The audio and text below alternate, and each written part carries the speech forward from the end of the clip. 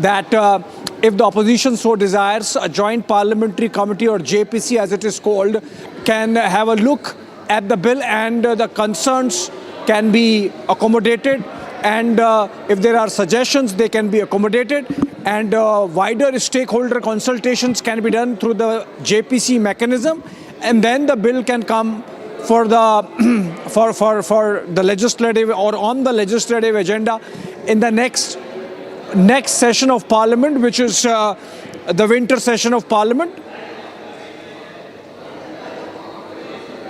होने नहीं दिया, तो अभी ये हमारा देश के लोगों के सामने में साफ हो गया कि हम लोग चर्चा के लिए तैयार है और कांग्रेस चर्चा से भाग रहे हैं। दो चीज आपको क्लियर समझना होगा, राहुल गांधी जी ने शुरू से क्या कहा था, गृह मंत्री स्टेटमेंट देना चाहिए। हम कह रहे हैं कि सिर्फ स्टेटमेंट ही क्यों, हम फुल डिस्कशन कर देंगे। स्टेटमेंट तो सिर्फ औपचारिक एक बयान होता है, लिखित, खत्म है। हम पूरा स्टेटमेंट से आगे बढ़ के फुल फ्लेज दिन भर, चाहे 2 दिन चर्चा करके और पूरा एक पॉइंट पे जवाब देंगे। डिस्कशन करना तो पूरा करना पड़ेगा। आंदोलन का कई पहलू है, तो अब डिटेल में अगर बात करेंगे तो सामने में आ जाएगा, दूध का दूध पानी का पानी हो जाएगा। अफसोस की बात है कि कांग्रेस पार्टी फिर चर्चा से भाग गई है। आज हमारे एनडीए के साथियों ने भी मांग किया कि राहुल गांधी भागो मत, तो राहुल गांधी जी आज भी भाग गए हैं। तो मेरा रिक्वेस्ट है कि हमारा मानसून सेशन अभी आखिरी छोर पे हम पहुंच चुके हैं, और बाकी जो हमारा दिन बचे हैं उसमें स्टूडेंट्स प्रोटेस्ट, छात्र आंदोलन को लेकर के जो सरकार ने पेशकश किया है, पूरी डिटेल में डिस्कशन के लिए उस पे कांग्रेस पार्टी भागना नहीं है, ये हम फिर से मांग कर रहे हैं। सर जिस तरह से जो स्टूडेंट प्रोटेस्ट की आप बात करें, जिस तरह से कल पुलिस की कार्रवाई हुई, कई राउंड झारखंड में तो कांग्रेस और जेएमएम तो पार्टनर हैं, तो उसका जवाब तो राहुल गांधी जी दे सकते हैं, मैं तो जवाब दे सकता, क्योंकि सरकार झारखंड में कांग्रेस और जेएमएम का है।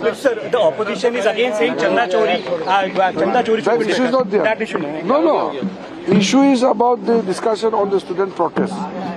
Thank you, sir. All right, that was Parliamentary Affairs Minister Kiren Rijiju. He was responding to questions asked of him about what happens next in the remaining 2 days of the monsoon session of Parliament. And he said that it's the opposition which is stonewalling and, not coming to the House with the intent to have a fair discussion. And that it's not just about the Home Minister making a statement, that the government is ready for a complete debate on the students' protests that happened in Delhi and the actions that the government took, and what's happening in Jharkhand. It's just that the opposition is now scooting, which has been the strategy of the Congress party for the last few sessions, where they shoot and scoot, and that's what Parliamentary Affairs Minister was indicating to amidst the latest development that the most contentious legislation insofar as the monsoon session is concerned, the FCRA bill, that's all set to be going to a JPC, the Joint Parliamentary Committee, which has representation from most parties, including the opposition parties in it, and that the JPC can, between now and the winter session, go into the details of the legislation, can have wider stakeholder consultations, and come back with provisions which have a broader acceptance, and the government is absolutely open to the idea of incorporating some of the changes and suggestions that might come of that consultation. Back to you. There has been, in fact, a talk about a special session of the Parliament, since most of the days of the Parliament in the monsoon session has been disrupted, and there has been talk about introducing the delimitation along with the FCRA bill. Do you think that happening if there is a special session after this? Well, in fact, we have lost connection, but this is the latest that we're tracking. The FCRA bill has now been sent to a JPC, the Joint Parliamentary Committee, where the representatives of several of the parties, including the opposition, can now have their say on the changes to be made in the amendments of the FCRA bill as well. And now this is a major step, as the government has now been opening for the opposition to also give in their statements on that as well.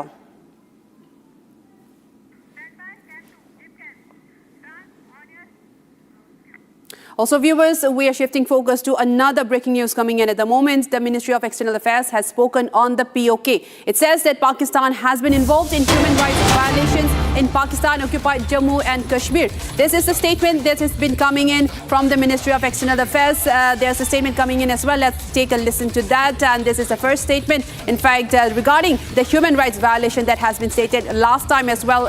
This has been reiterated again and again. And this is regarding the Pakistan-occupied Jammu and Kashmir and the human rights violation in the region. And now the Ministry of External Affairs is saying that Pakistan is involved in this human rights violation in the Pakistan-occupied Jammu and Kashmir region. Let's take a listen into the statement from the Ministry of External Affairs Secretary.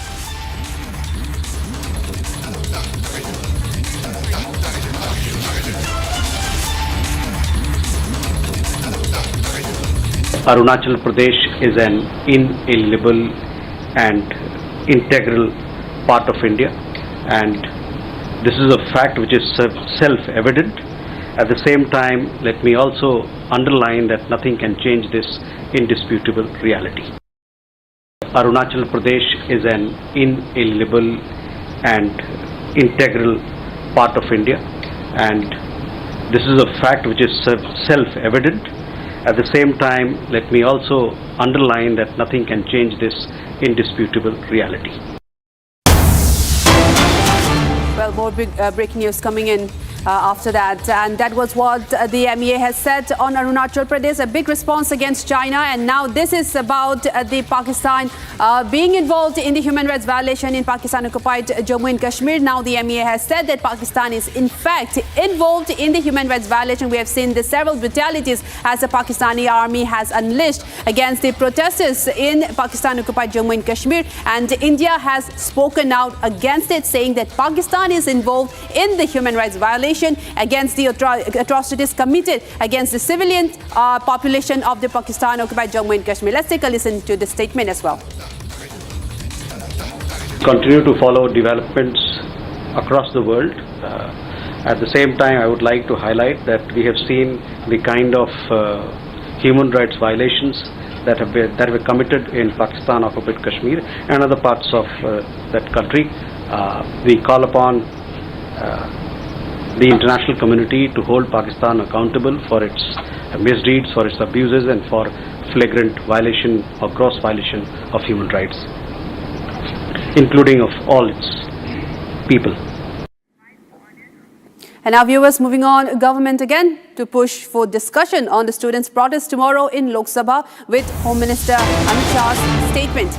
Now, this is another attempt of the government trying to have more discussions on the student protest in Lok Sabha, and we have heard statements from the parliamentary affairs ministers as well that the government is ready to discuss on the student protest as well. And now we're getting reports that the government will be pushing for more talks on this and discussion on the student protest that's happening, and it will stated for tomorrow in the Lok Sabha. So tomorrow there will be much heated exchange expected, as the Home Minister will be speaking on the student protest as well, and this will be happening in Lok Sabha tomorrow. And remains to be seen. It's expected to be a heated exchange from the opposition as well. And now, and even just a while earlier today, there has been a massive protest that was carried out by the NDA MPs demanding, in fact, discussions on the student protest as well that's been going on in Jharkhand and the brutalities that the Jharkhand government has unleashed against the students. And now Home Minister Amit Shah is ready to discuss on the student protest that's happening. It will take place tomorrow. This is a big breaking news that's coming in. Just 2-3 days left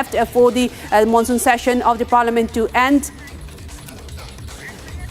Right, and now I'm joined by my senior editor, Aishwarya Kapoor, to give us more information on this. Aishwarya, can you tell us more? This is a big, in fact, we'll be trying to connect with Aishwarya once again. And this is the latest that we're tracking, viewers. The Home Minister will be holding discussion in the Lok Sabha tomorrow. This is regarding the student protest, and that has in fact marred the whole monsoon session of the parliament since the beginning, when it happened in Jantar Mantar and then it had happened in Jharkhand, and how the opposition has been continually disrupting the parliament. There has been no concrete proceedings that happened, and the Home Minister is now ready to hold discussions on that. And that was in fact one of the key demands by the opposition, and the ruling government has also stated that the Home Minister is ready for discussions on the student protest in the floor of the Parliament as well. We also have some statements coming in from Kiren Rijiju, the Minister of Parliamentary Affairs. Let's go to that.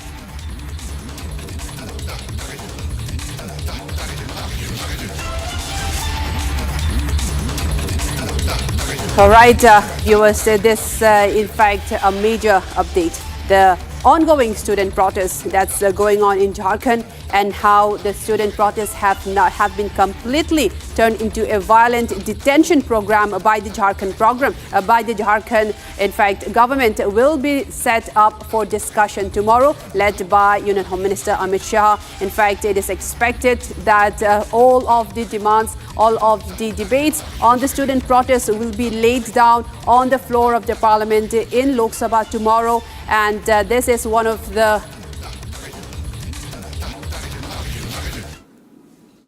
कल हमने पेशकश किया था कि छात्र आंदोलन को लेकर के जो भी घटना हुई है, पूर्ण रूप से डिटेल डिस्कशन के लिए सरकार तैयार है और जवाब भी तैयार करके रखा। गृह मंत्री अमित शाह जी भी कल से पूरा तैयार थे, चर्चा होने नहीं दे रहे। आज भी हम लोग सुबह से तैयार थे। एनडीए पार्टी का पूरा सांसद भी उम्मीद के साथ बैठे थे कि चर्चा शुरू होंगे, और गृह मंत्री जी भी चर्चा में जवाब के लिए पूरा तैयारी के साथ बैठे थे। लेकिन कांग्रेस पार्टी फिर भाग गई और बाहर में जाकर के नारेबाजी लगाया और चर्चा होने नहीं दिया। तो अभी ये हमारा देश के लोगों के सामने में साफ हो गया कि हम लोग चर्चा के लिए तैयार है और कांग्रेस चर्चा से भाग रहे हैं। दो चीज आपको क्लियर समझना होगा। राहुल गांधी जी ने शुरू से क्या कहा था, गृह मंत्री स्टेटमेंट देना चाहिए। हम कह रहे हैं कि सिर्फ स्टेटमेंट ही क्यों, हम फुल डिस्कशन कर देंगे। स्टेटमेंट तो सिर्फ औपचारिक एक बयान होता है, लिखित, खत्म है। हम पूरा स्टेटमेंट से आगे बढ़ के फुल फ्लेज दिन भर, चाहे 2 दिन चर्चा करके और पूरा एक एक पॉइंट पे जवाब देंगे। डिस्कशन करना तो पूरा करना पड़ेगा। आंदोलन का कई पहलू है, तो अब डिटेल में अगर बात करेंगे तो सामने में आ जाएगा, दूध का दूध पानी का पानी हो जाएगा। अफसोस की बात है कि कांग्रेस पार्टी फिर चर्चा से भाग गई है। आज हमारे एनडीए के साथियों ने भी मांग किया कि राहुल गांधी भागो मत, तो राहुल गांधी जी आज भी भाग गए हैं।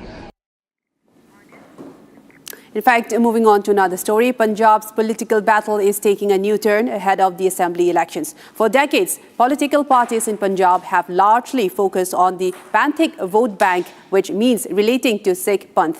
Now, this time, the Aam Aadmi Party appears to be making a concerted push to woo Hindu voters. From Hamare Ram shows to religious yatras to Salasar and Ayodhya, and now Ek Sham Bhagwan Shiv ke naam. Aam Aadmi Party's religious outreach is becoming increasingly visible, with Hindu voters estimated to constitute around 39% of Punjab's electorate. The strategy has already triggered a political face-off with the BJP. Take a look at this report. For years, Punjab's electoral politics has traditionally revolved around Panthik vote. But ahead of the assembly elections, the Aam Aadmi Party government appears to be widening its electoral outreach.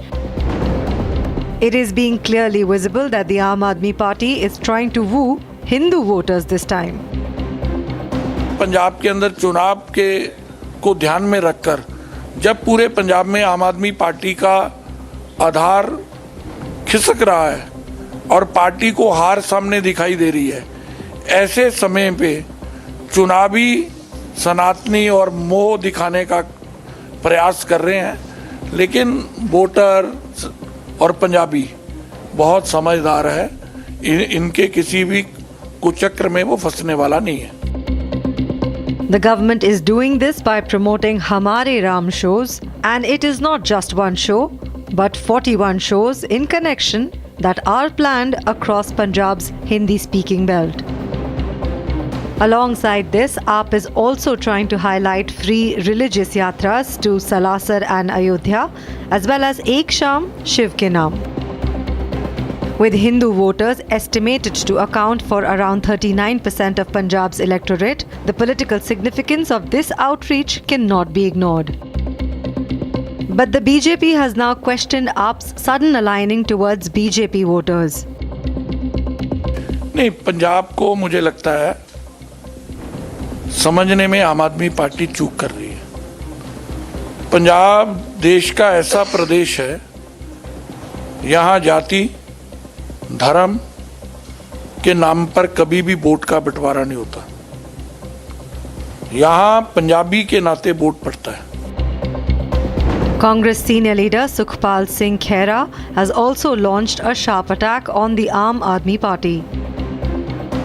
हो सकता है कि केजरीवाल और भगवंत मान के मन में भी यही आ रहा है कि किसी तरीके से हम वोटों को पोलराइज करें, अकाल तख्त को चुनौती दें, शायद हमारे साथ पंजाब में इस तरह से। और ये जो धार्मिक शामें शुरू किए हैं, मैं समझता हूँ कि ये भी सारा वोट स्टंट है। जैसे अखीरले 3-4 महीने में इन्होंने औरतों को 1-1 हज़ार रुपया डालने की बात की। However, AAP MLA Kuljeet Randhwa has hit back, stating that the party does not need lessons from the BJP on what it should do. आम आदमी पार्टी के सब लोग हैं और हर एक धर्म को प्यार करते हैं। हम राम को भी प्यार करते हैं, रहीम को भी प्यार करते हैं, सतनाम वाहेगुरु गुरु नानक देव साहब को प्यार करते हैं। ये चंदा चोरों की बात थोड़ी हम करेंगे। ये क्या करेंगे? ये क्या हमें सिखाएंगे हमें क्या करना है? ये बहुत बुरी बात है। वैसे भी आप बीजेपी की बात करते हो, मुट्ठी भर लोग रह गए हैं। बीजेपी, कांग्रेस, अकाली एक प्लेटफॉर्म पे खेल रहे हैं आजकल। इसलिए मैं इनको निवेदन करना चाहता हूँ, यार बहुत मुश्किल से ये सेशन के मुद्दे होते हैं जो आपको उठाने चाहिए, इसमें टाइम वेस्ट कर रहे हैं सब। Now, as the elections draw closer, the question is whether AAP's renewed focus on Hindu voters can translate into electoral gains. Coming up after a very short break, stage set for parliamentary debate on students. BJP dares Rahul Gandhi, says Rahul Gandhi must not run away from debate.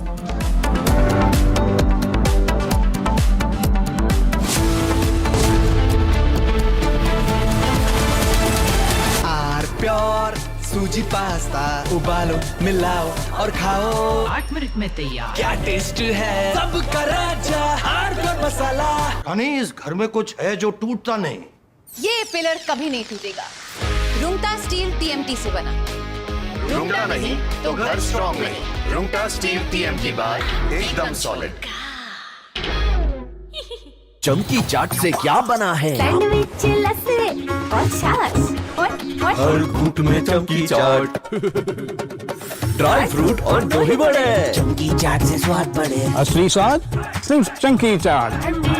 5:30 बजे शाम को आज जो है बहुत तेज फैसला आया है। कारण जो है वहाँ पे एक बेलीबेस था जो कि बह गया, और वहाँ पे हमने इसको के लिए हम लोगों ने NDRF की जगह पे टीम भेज दी गई है। फैसलार और टीम चली गई है मौके के लिए।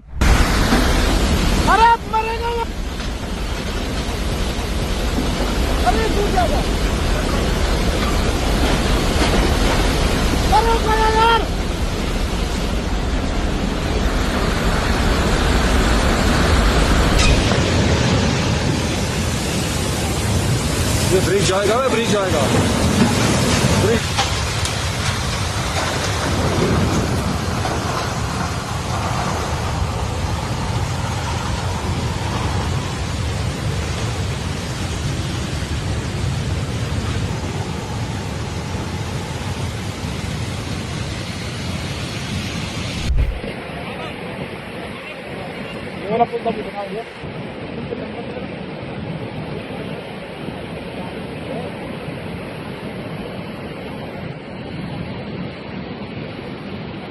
जिले के सिमट तहसील में तमक नाला है पड़ता है, वहाँ पे 5:30 बजे शाम को आज जो है बहुत तेज फ्लड आया है।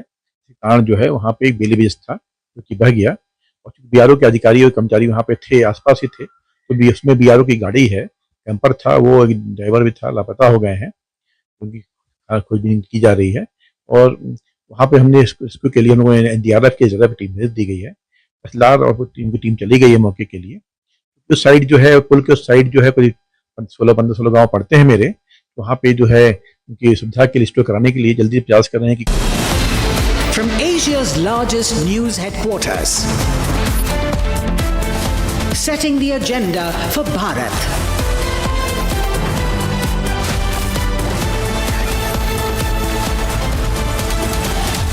You're watching Republic.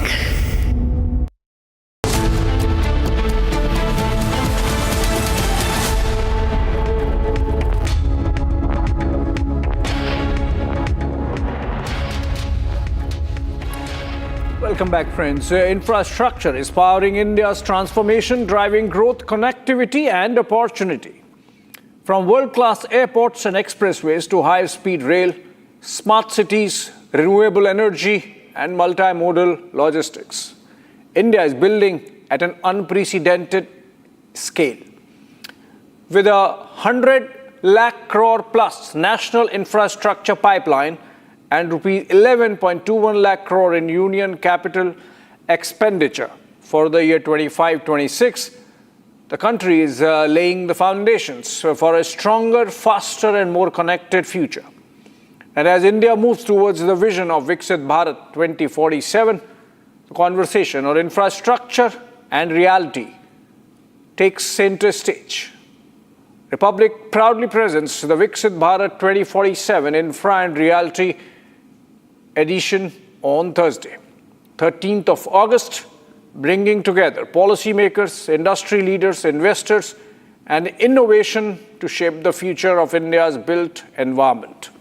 Republic Viksit Bharat 2047 Infra and Reality edition, shaping future infra and real estate. Be there on August 13th, and we begin with the headlines now.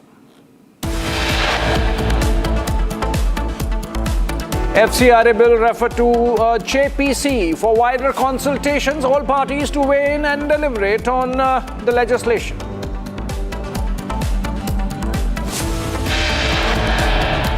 Aviation Ministry summons Air India CEO Campbell Wilson over the recent incident where the pilot of Air India flight Phuket to Delhi was found intoxicated. Congress brutality exposed in Jharkhand, students detained as march continues.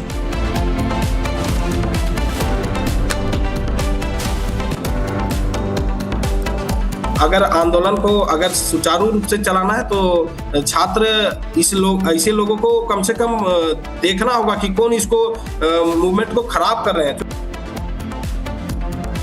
Jharkhand student leader says outsiders hijacked protest. Student leaders say outsiders deliberately attacked the police.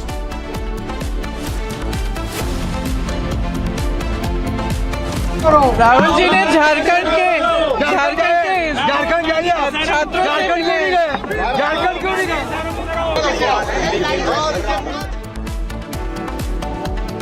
Opposition and ruling party side, the MPs come face to face in Parliament as NDA holds massive protest against Congress brutality on students.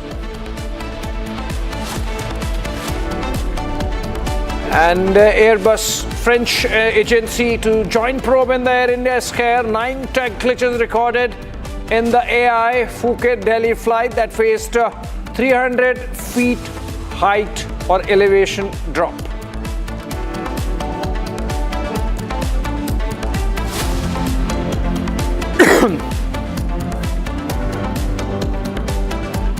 All right, you heard it first on Republic. The FCRA bill is all set to be sent to a JPC or Joint Parliamentary Committee, and seems it's already been done for wider consultations, and JPC by its very structure provides engagement to all political parties to weigh in and deliberate on the legislation. In fact, Congress and TMC had demanded that the bill just be withdrawn and not be taken any further, but the government now deciding that JPC is a better route, which means that at least in the monsoon session, the bill is not coming up for passage, we are told. We have Ganesh joining us live for more on this, and he's joining us from Parliament, so we know that he has first-hand information of what transpired. Ganesh, आप हमें बताएं कि ये JPC में ले जाने के लिए FCRA बिल का क्या निर्णय हो चुका है और किस तरह से सरकार इसको JPC की यात्रा के बाद वापस पार्लियामेंट में लेकर आएगी?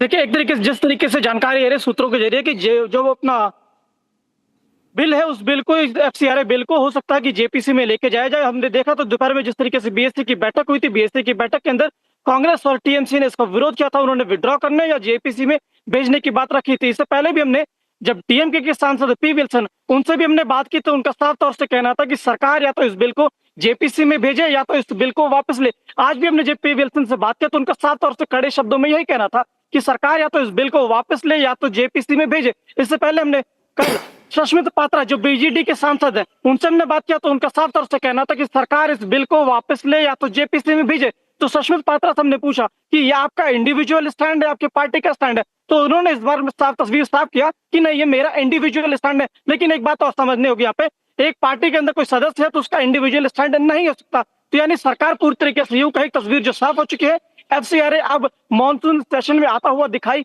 नहीं पड़ रहा। पहली तस्वीर ये साफ हो गई। हमने देखा जब दोपहर के समय में जब DGCA की बैठक हुई थी, बिजनेस एडवाइजरी कमेटी की जब बैठक हुई थी, तो उस दौरान कांग्रेस और TMC के तमाम सांसदों ने वहां पर अपना विरोध जताया था। तो यूं कहें कि अब जो तस्वीर साफ हो चुकी, FCRA मॉनसून के सत्र में नहीं आता दिखाई पड़ रहा है। जब टेबल होगा तो उस दौरान ये तस्वीर पूरी तरीके से साफ हो जाएगी सरकार की ओर से कि अब FCRA को JPC में भेजा जा रहा है। जी चलिए, धन्यवाद गणेश इस जानकारी के लिए। All the information that you needed on the FCRA legislation from the Parliament. Ganesh reporting there that the bill is all set to be handed over to a joint parliamentary committee, which means it's not coming up for passage in the monsoon session, most likely in the winter session. All right, coming out of that and moving on to the next one. The Ministry of External Affairs held its weekly press conference, and in that it has said that Arunachal Pradesh is an integral and inseparable part of India. No changes possible on the status of Arunachal, no change regarding the status of the state, and this is in response to the Chinese objecting, or China objecting to India naming 27 places in Arunachal Pradesh.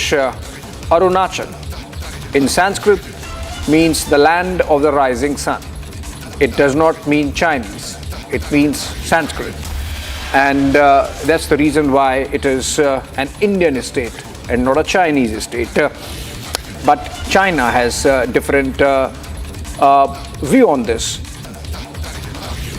And it seems like almost nefarious designs on Arunachal Pradesh. The manner in which Chinese have been taking a position on Arunachal. Let's listen to what the MEA spokesperson Randhir Jaiswal had to say. Arunachal Pradesh is an inalienable and integral part of India, and this is a fact which is self-evident. At the same time, let me also underline that nothing can change this indisputable reality. Arunachal Pradesh is an inalienable and integral part of India, and this is a fact which is self-evident. At the same time, let me also underline that nothing can change this indisputable reality. All right, Chandrakala joins us for more on this. Chandrakala, what was the question asked of Randhir Jaiswal in response to which he gave this answer?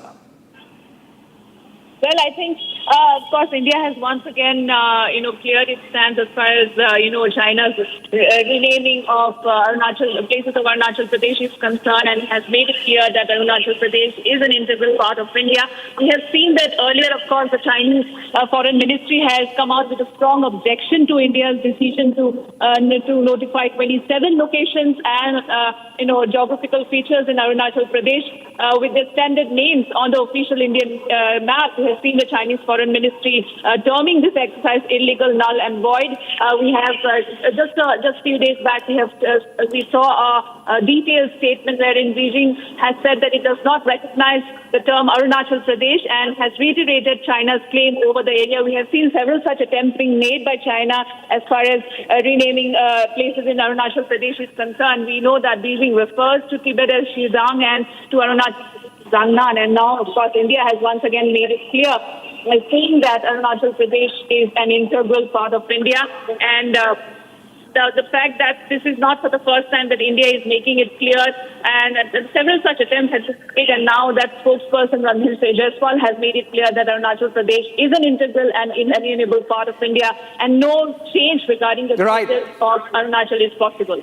Absolutely. Chandrakala, in fact, stay with us, because in the same briefing, the MEA has also spoken on POJK, which is Pak-occupied Jammu and Kashmir, saying that Pakistan has been involved in human rights violations in the territory of India, illegally occupied by Pakistan, and hence called POJK. We have seen protests erupting and going on for the last month and a half, almost 2 months now, in fact, from July 5.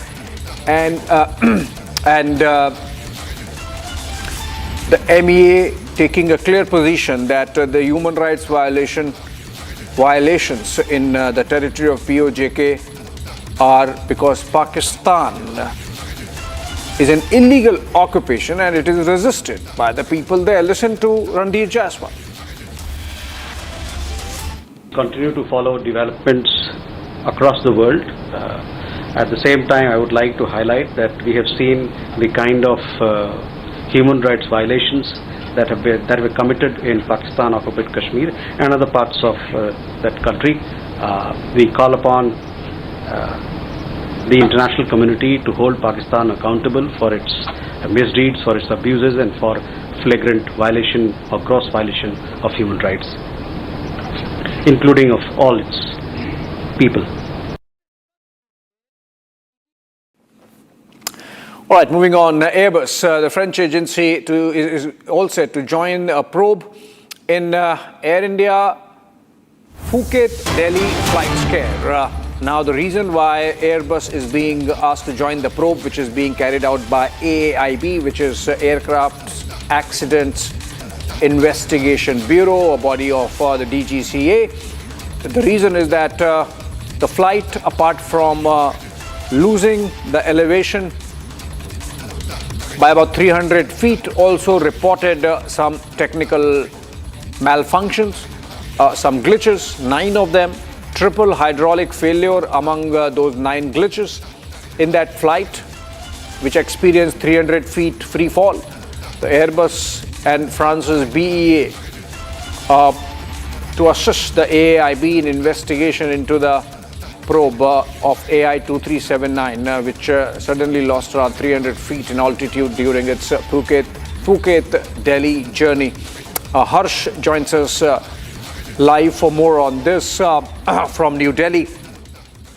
Harsh, what is the status of the probe being carried out by the AAIB, and is this now conclusively proven that the descent of the flight, or the uncontrolled descent of the flight, was both because of pilot error, given the toxicology report that you brought in yesterday, and the fact that there were some technical faults also? Right, Abhishek. Now, this in fact was a Republic newsbreak last evening that we were the first channel to flag that the Air India flight traveling from Phuket to New Delhi on August 4 witnessed a 300 feet loss of height, and this was because there were 9 technical glitches that were found after the flight landed at Delhi airport. Now, what happened with this particular flight is that this was an automated post-flight report that was in fact quoted yesterday by a source. We attributed this report, and we in fact were the first channel to flag this report, that it were nearly 9 technical snags were found in this flight. And although there were earlier a DGCA source who also confirmed us that there was a toxicology report that was in question, because the report turned out to be non-negative immediately after the pilot underwent a test at the airport. This was a routine test that was carried out. However, the DGCA in this regard claims that toxicology and impairment are 2 different issues, and they have to be dealt accordingly. This clearly means that there are several substances that can remain in human beings' body, and even if the toxicology report comes out to be positive, this does not mean that the loss of latitude, the loss of height in this flight was due to this very reason. So there are 2 separate points of investigation in this entire turbulence issue, and now we are seeing the French Aviation Investigation Agency in fact joining the AAIB to investigate this matter. This is also because Airbus is a French company. It is headquartered in France, and this is exactly why we are seeing a French investigating agency joining AAIB on this. But also, it has also to be kept in mind that DGCA has claimed that the immediate test that was conducted on the pilot did not turn out to be non-negative. This clearly means that there is toxicology that is also in question. However, were these 9 technical glitches, or there was this toxicology report that has to be considered that resulted in this I think the probe has moved much beyond the toxicology report and its confirmation there. In fact, there's been a confirmation that the pilot had some substance abuse case, because the second report is also being confirmed. But what is important is that it goes beyond that. It's not just about pilot being under the influence of some substance, but also that the aircraft had some other technical issues. So why there was no mayday call, why the flight did not land at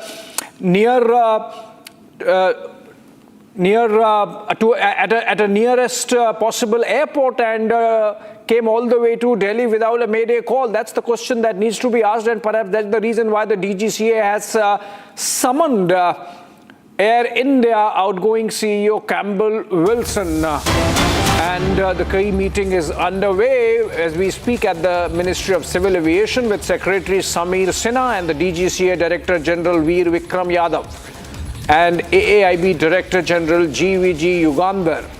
They're discussing the safety and accountability aspects of the incident. This is as big a meeting as it can get. The AAIB is there, the DGCA is there, the Secretary of the Ministry of Civil Aviation is there. So coming to you again, Harsh.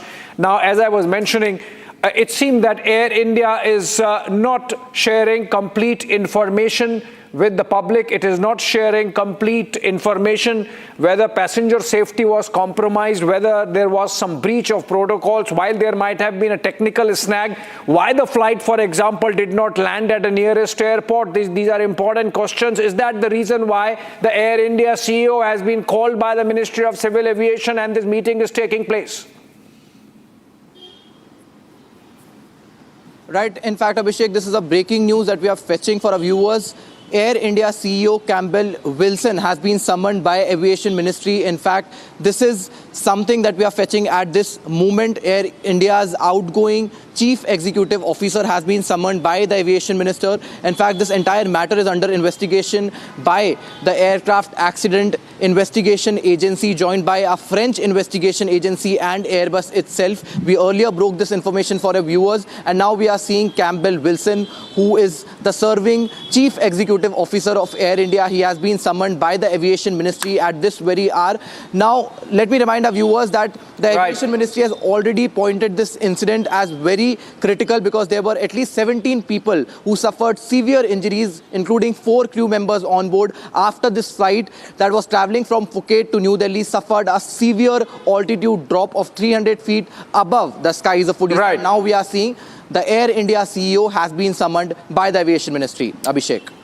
Right. Thank you so much, Harsh, there reporting on the Air India controversy with the CEO there as of now being grilled on what happened in that flight. Obviously, the AAIB will go to the bottom of it. The French aircraft maker Airbus industry, and the BEA also joining in on this. So we'll keep close track of the developments on that front and bring to you. But moving on for now, controversy has erupted in Tamil Nadu after the State Assembly Speaker and TVK MLA JCD Prabhakar participated in an anti-abortion rally conducted in Chennai by some Catholic groups. Participating in the rally, Prabhakar insisted that it is a necessity to protect life and every life matters, and then spoke against abortion. But what has got politics on this is that this seems like a Catholic agenda, a Catholic issue, anti-abortion movement, and TVK MLA JCD Prabhakar joining in has made the BJP see red, and in fact the BJP has objected to two of TVK leaders, one their MLA, their speaker Prabhakar, and another minister Mary Wilson, taking cudgels on behalf of Christianity rather than speaking for all the people. Let's listen to the speaker. Okay, we have those graphics on air now where we have the TVK minister Wilson saying, "I am born a Christian, my religion taught me love, compassion and peace." And this was because Wilson, while speaking in the assembly, chose not to speak in Tamil and was prompted by the opposition to speak in the language so that he could reach a wider audience. And at the same occasion, Prabhakar also spoke. Do we have the sound bites, or we go to the reporter live? I think we go to Sharda live. Sharda is joining us over the phone. Sharda, how is the Chief Minister, Vijay, taking this controversy around the Christianity agenda, so to say, being picked up by a couple of his cabinet colleagues and ministers? Well, Abhishek, for the past 2 days, we've been seeing the ministers from the TVK. That is one. The Finance Minister, Maria Wilson, yesterday inside the assembly pointed out that he's from the Christian community, a born Christian. He reads the Bible, and the Bible has taught him how to love, how to treat people with compassion, how to control peace, and how a person communicates with another one, more than the language Tamil in itself. The irony is when that this particular bill was being passed on a Tamil side, and when the DMK questioned on his language, he stated that the Christianity has taught him more than Tamil. So this was the first jibe that the TVK had taken on the Christianity. And while the BJP points out, telling that a minister promoting Christianity inside State Assembly cannot be acceptable when compared to a language. And also at the same time, JCD Prabhakaran, the speaker, who seems to be an esteemed person for the TVK and all the other parties as well, holding a position as a speaker of the State Assembly, took part in an abortion rally that was taken by the Catholic churches altogether. So the concept of the entire rally was to say that the life starts at conception, and it's not required to do any abortion. And also he spoke about how the population has reduced over the years, and he said that abortion should not be something that people follow nowadays, especially from the religion of Christianity. So BJP has now hit out very hard, pointing that the TVK leaders have been openly endorsing Christianity. Earlier, it was the same speaker who said that they should start having conferences that speak about Lord Jesus, and which was generally the organization that uses for conversion. So now BJP is hitting hard, telling that TVK might, with the FCRA coming in, might use these chances to make sure that the conversion rates in the state become high. Okay. All right, so that's in fact our primetime debate tonight. What's happening with the Christian agenda in Tamil Nadu and why? On that note, we slip into a short break, and coming up on the other side, more on what transpired in the meeting at the Ministry of Civil Aviation, where the Air India CEO Campbell Wilson is as of now closeted with the Secretary and DGs of AAIB and the DGCA. Coming up after a short break.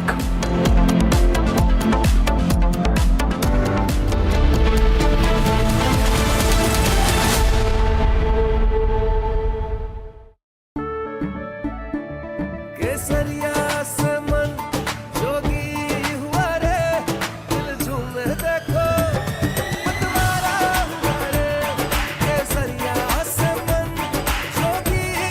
हर पल बनाओ केसरी त्योहार। विमल, बोलो जुबान केसरी।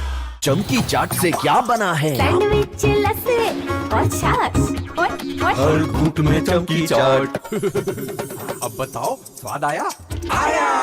असली स्वाद सिर्फ chunky chaat. AU savings account में मिलते हैं amazing benefits, paperless banking and higher interest, वो भी हर महीने। Money money money money every month. सोच बदलो और बैंक भी। कुछ तो सस्ता लो, सब बढ़िया लो। इसमें क्या खास बात है? थोड़े में ज्यादा स्वाद, यही तो है इसकी खास बात। मसाला।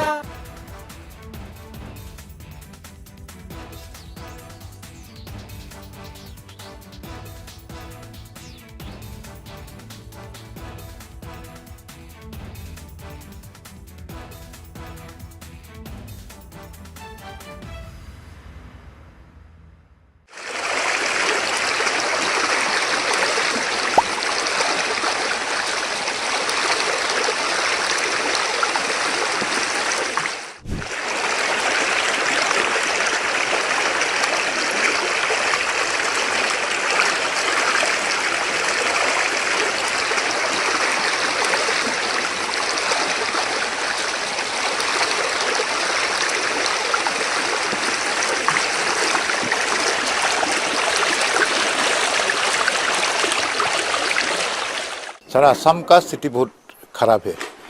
नाजिरा, शिवसागर, सरायदेव, मंगलदय, जागीरोड, उसका बाद खुमताई में भी 4-5 दिन से वो धनसिरी जो रिवर है वो बढ़ गया है और इसीलिए बहुत गांव में पानी घुस के आदमी को रिलीफ कैंप में रहना पड़ा है। जो सरकार ने रिलीफ कैंप बनाया है उसमें लोग बैठा है और बहुत बुरी हाल हो गया है। Devastating flood, which caused, affected 1,66,000 people of our Jorhat district in 304 villages. Casualty number is 9. Number of relief camps were 39, and the total number of inmates in the camp is 9,659. So more than 17,000 animals washed away, and the total effort.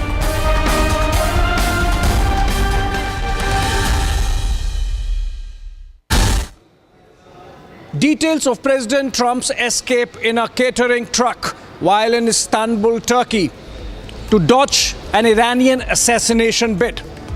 Massive destruction of life and property in Colombia earthquake, and Vietnam buckling up its defenses in South China Sea with a mutual defense pact with Australia. For all that and more on what's happening around the world, join me, Abhishek Kapoor, on our Global at 6:30 p.m.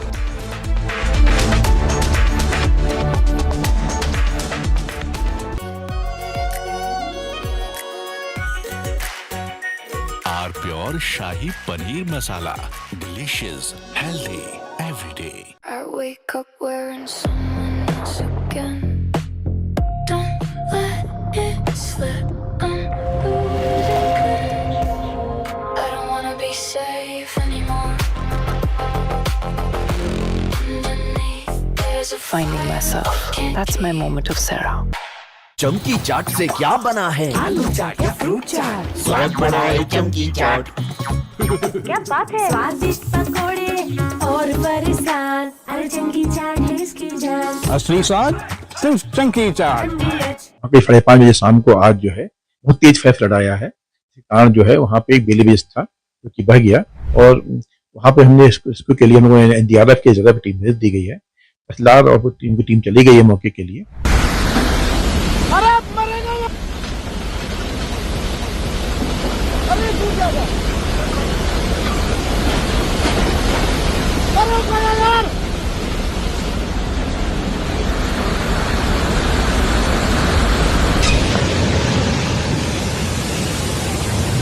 ये bridge जाएगा, bridge जाएगा, bridge.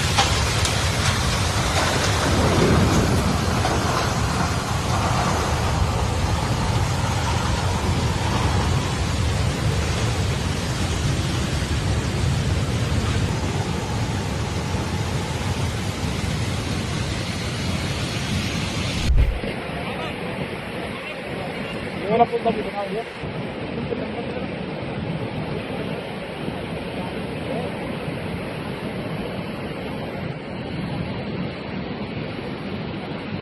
के चुसीमठ तहसील में तमक नाला है पड़ता है, वहाँ पे 5:30 बजे शाम को आज जो है बहुत तेज फैसला आया है। इस कारण जो है वहाँ पे एक बेले ब्रिज था जो कि बह गया, और बीआरओ के अधिकारी और कर्मचारी वहाँ पे थे, आसपास ही थे, तो उसमें बीआरओ की गाड़ी है, कैंपर था।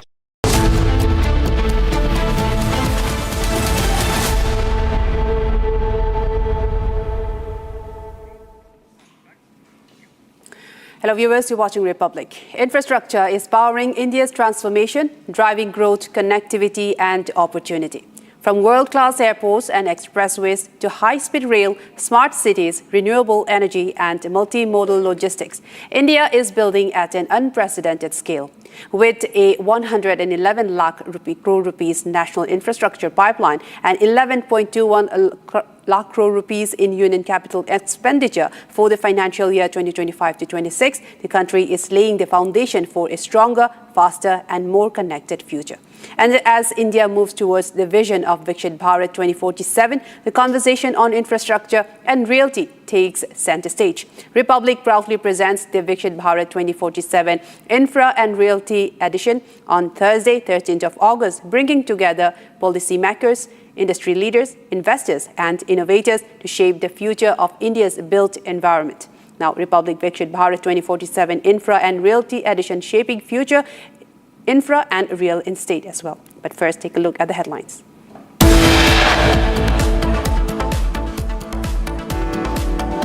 FCRA bill referred to Joint Parliamentary Committee for wider consultations. All parties to weigh and deliberate on the FCRA bill.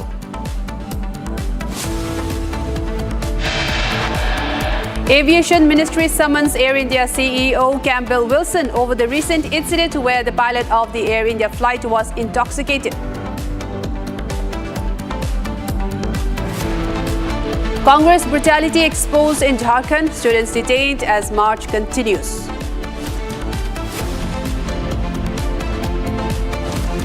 अगर आंदोलन को अगर सुचारू रूप से चलाना है तो छात्र ऐसे लोगों को कम से कम देखना होगा कि कौन इसको मूवमेंट को खराब कर रहे हैं. Jharkhand student leader says outsiders hijacked protests. Student says outsiders deliberately attacked police.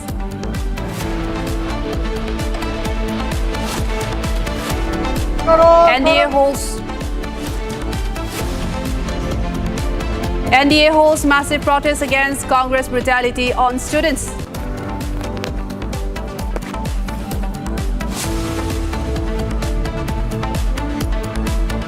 Airbus, French agency to join probe in Air India flight. Scare 9 tech glitches recorded in Air India flight that face height drop.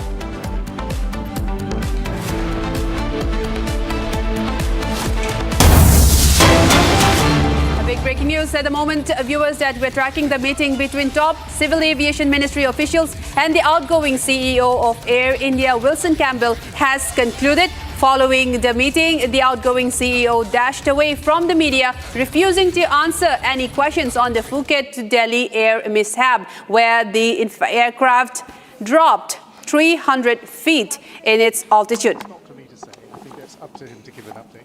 Thank you, folks. And has the second BA test, has the second test for the drug? Sir, you have been summoned today by the ministry. If you can speak anything on that, what happened during the questioning, sir? No, we were just giving an update on the status of the investigation. Excuse me, people. Excuse me, I need to reach back out.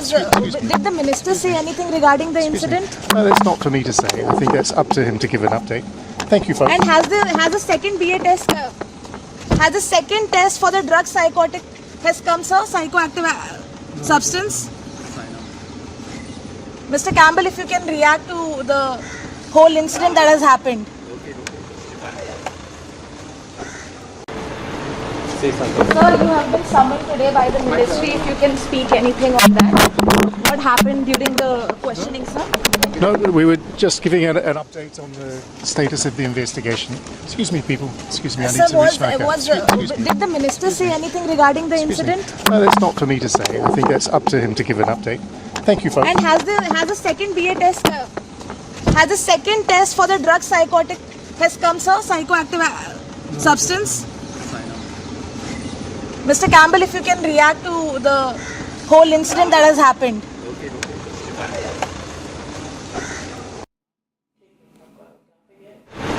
Say something. Sir, you have been summoned today by the ministry. If you can speak anything on that. What happened during the questioning, sir?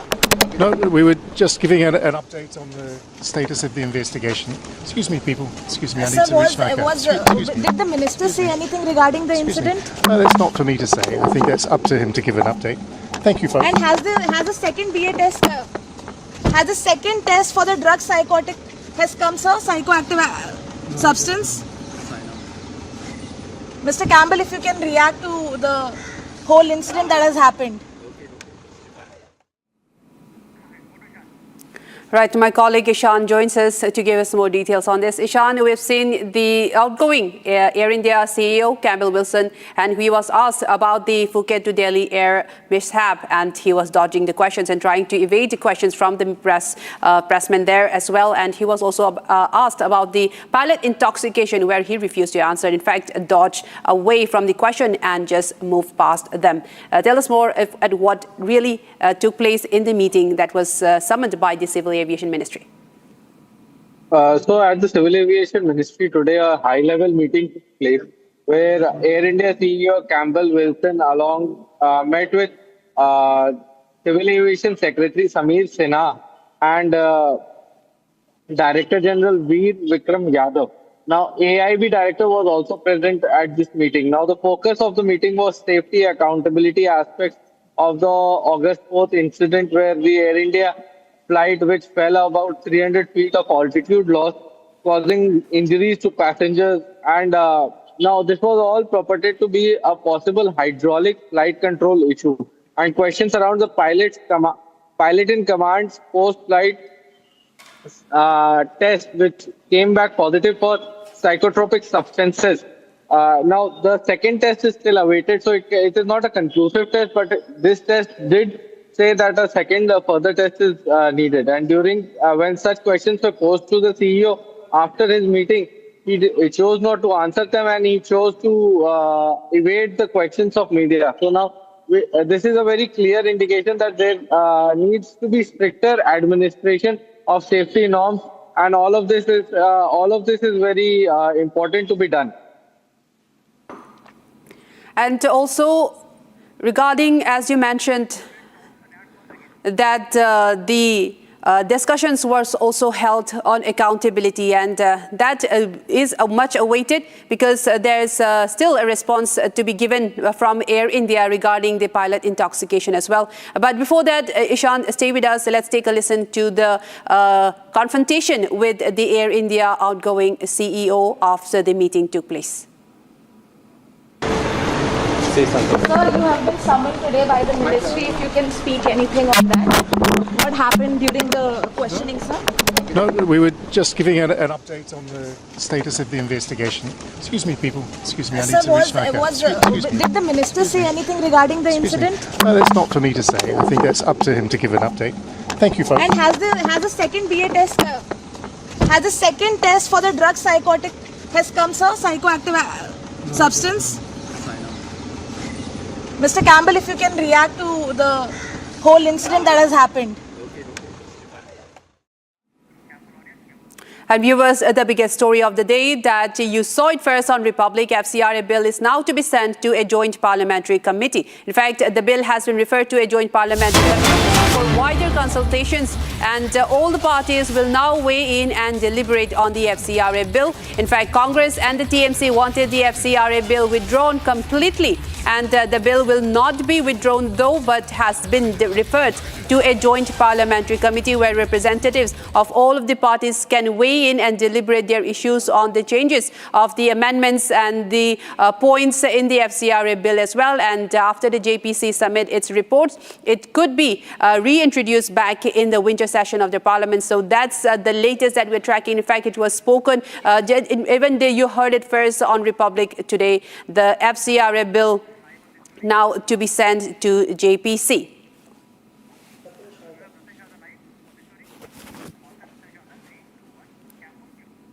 And on this, my colleague also joins, my colleague Ratan Sharda continues to. We have guests joining us now on this issue, on this latest. Ratan Sharda joining us, guest joining us on this broadcast. Thank you so much for joining us, sir. I would like to know from you your comments. And the FCRA bill was supposed to be introduced in the monsoon session of the Parliament. We have seen how the Parliament has been continually disrupted. And now in this latest, we're seeing that it has been referred to a joint parliamentary committee. And there, several of the parties will now give in their inputs on that to make changes. There will be more deliberations on that with the joint parliamentary committee, taking in all of that into consideration, and submit its report, and likely to be introduced in the winter session of the Parliament. That's what we're reading. Your comments on that, sir? Well, if sending it to JPC was the purpose of all this ruckus, then I can understand. I am not worried about the bill going to JPC, because every bill that goes to JPC under this government has come back with hardly any changes. The core is never missed. So their effort is only to delay. To me, the more serious question is, why do they want this to be stalled? Why they're trying to stop it? And why are they opposing it? And that is a core question. You had a wonderful interview with Mr. Salve, with Arnab, where he clearly explained the reason behind making FCRA stronger. And we should never forget that this conversion is just one aspect now. It is the so-called NGOs getting financed by the international agencies who are trying to disrupt Indian democracy, trying to create unrest. Facebook itself has agreed that they had received money to push certain people's narrative in the social media. So this is what is worrying, and why these people who oppose it do they feel that we should have free run for evangelists? Do they feel that we should have free run for the organizations or the people who are out to disrupt Indian democracy under various excuses? That is the biggest question we should face. And the role of media, the social media, role of these people with clear evidence, I think we need to be more serious about it and understand the opposition has been opposing every reformist law that this government has ever introduced, and they have misled the people continuously, whether it's a CAA, whether it's Farmers Bill, or whether it's now current FCRA bill, and they have opposed every reform. So they want to go back to 70s, by India of 70s, and India which was totally under the sway of the left forces, where no progress was possible because of strange idea of a mixed economy, a socialist economy where crony capitalism thrived and where the missionaries had free hand. It is not something new. It happened even in Nehru's time, who said, no, don't stop missionaries from going to the Northeast, because what will people say? Log kya kahenge? Similarly, when Yogi Commission was put in Madhya Pradesh, it was Congress government. And Congress government introduced the first bill for stopping convergence. And Nehru was very upset. So are we still living in that la-la land where we believe that the conversion doesn't simply change the faith, but also tries to uproot the very culture from which a person has risen? And that is the dangerous part.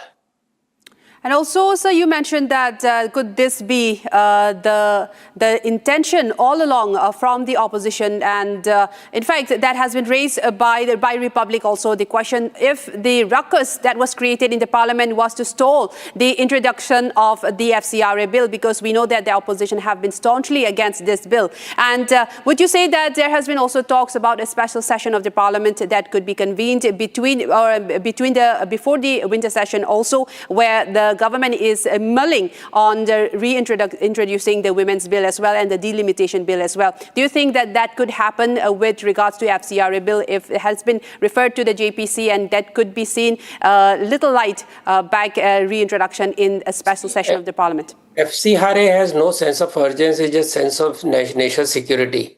But the other bills you talked about, elimination and the women's reservation, this is something that needs to be addressed with sense of urgency. For that, if there is any special session, I won't be surprised. But the entire approach of the opposition to somehow keep on stalling, if you look at the total business done by both the houses, it is hardly 25% work being done, sometimes 10%, sometimes 30%. Is it the way we can progress? Is it the way? Is it the answer? When you can question the government, you can put the government on mat on various issues. Why do you have to create this ruckus? Why can't you have a decent debate? And why can't you attend the Lok Sabha? Why do you make the Makar Dwar as a news Nukkad Chowk where you do dances, where you do nataks, Nukkad Natak and all that? So this approach of working outside the parliament, where you say that streets will decide the future of this democracy, not the parliament, not the election, that is the mind of about which I am worried, not the bill getting delayed by 1 month or 2 months.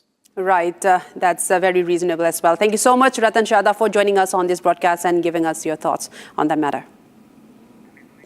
And now, viewers, we move on to another major story that's about Jharkhand, the protest going on. The Jharkhand BJP has called a statewide ban to protest the police action against the students during the JPSC JSSC aspirants Vidhan Sabha Gherao March in Ranchi the previous day. Today marks day 18 of their agitation over the alleged irregularities, paper leaks and recruitment scams in the exams conducted by the Jharkhand Public Service Commission and the Jharkhand Staff Selection Commission, including demands for cancellation of both the JPSC and the JSSC CGL exam and a CBI probe as well. Thousands of job aspirants marched towards the State Assembly, breached multiple barricades and clashed with security forces, where they were now only met with several atrocities. We have these visuals, viewers, coming in from Jharkhand. Several of the students have been detained. You can see them being shoved into the police buses. We're getting reports that over 100 students have been detained in this,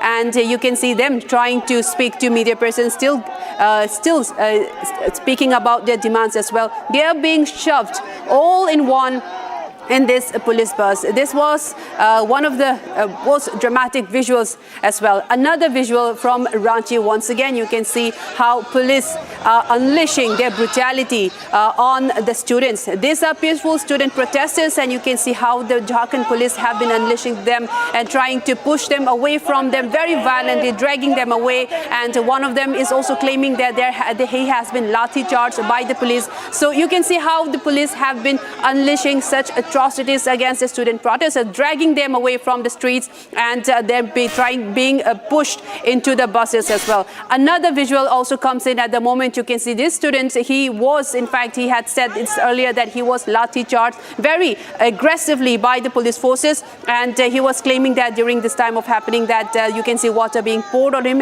where he claimed that he was lathi charged badly by the police. Again, another sign and evidence of police brutality against the student protests. These are some of the very violent protests that we have been tracking from Ranchi. This is another visual. You can see how police are using repressive tactics. You can see them being dragged from their shirt, from their trousers. You can see them being dragged by the police from the floor, and more of them trying to be detained, getting detained and shoved inside the police buses. You see how they are manhandling the student protesters, dragging them away from the spot by clutching the collars of their shirt and their trousers as well. Manhandled students by the Jharkhand police.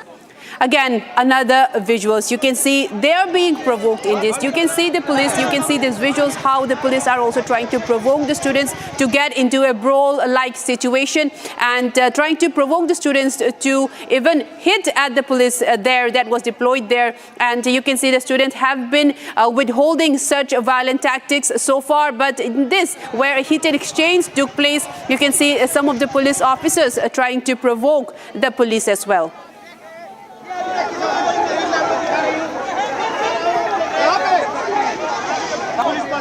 Right, now this is another visual that we have tracked. This is also about when the police were detaining the student protesters, and you can see that they are sitting on the road trying to block the bus from moving, and they are still demanding that, raising their demands. The reason for them launching this protest, this gherao of the assembly, and the main demand is the exam reforms, and how there has been a very deep corruption and mismanagement and exam irregularities, and they have been demanding a CBI probe, transparency and more fair and justice for the students. And you can see them trying to block the bus from detaining the students that carries the students that have been detained by the police.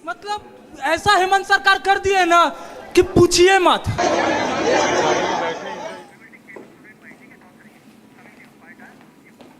Also on that, Jharkhand Chief Minister Hemant Soren also released a statement. He was speaking on the student protests as well. Let's take a listen and on what he had to say on this escalating protests of the students. आपको पता है, मैंने पहले भी कहा है, सरकार के आंख भी हैं, कान भी है, संवेदनशीलता भी है, और हम कितनी गंभीरता के साथ चीजों को देख रहे हैं ये तो मैं सीना चीर के तो नहीं दिखा सकता, लेकिन ये जरूर है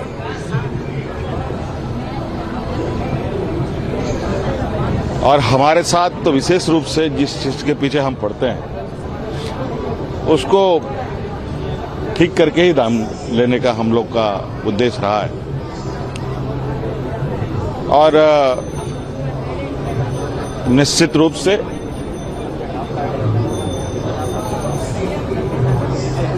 जिस तरीके से जांच दल दिन रात एक कर लगी हुई है,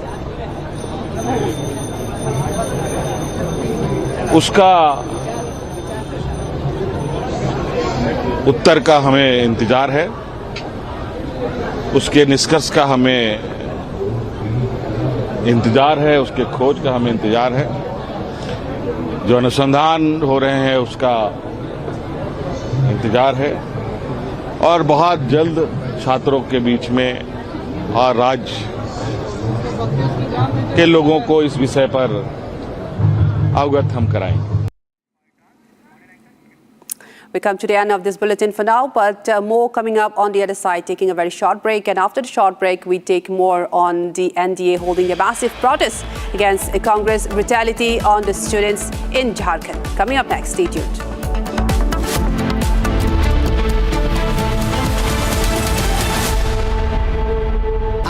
प्योर सूजी पास्ता उबालो मिलाओ और खाओ 8 मिनट में तैयार। क्या टेस्ट है सबका राजा हार्डकोर मसाला।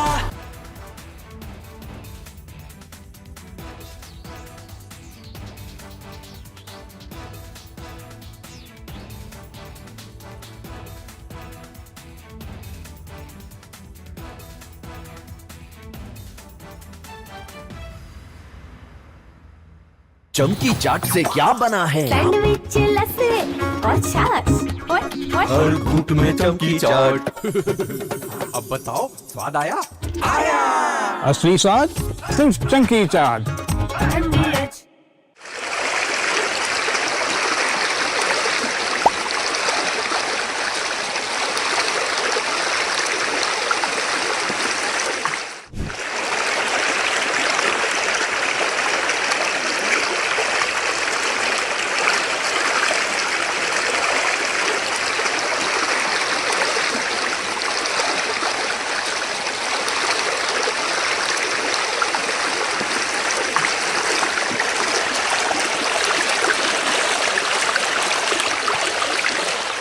सारा असम का स्थिति बहुत खराब है।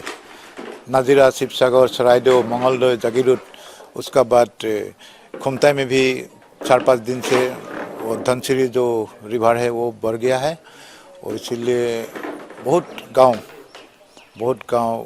में पानी घुस के आदमी को रिलीफ कैंप में रहना पड़ा है। जो सरकार ने रिलीफ कैंप बनाया है उसमें लोग बैठा है और बहुत बुरी हाल हो गया है। Devastating flood, which caused, affected 166,000 people of our Jorhat district in 304 villages. Casualty number is 9. Number of relief camps were 39, and the total number of inmates in the camp is 9,659. So more than 17,000 animals washed away, and the total affected numbers of animal 1,18,000.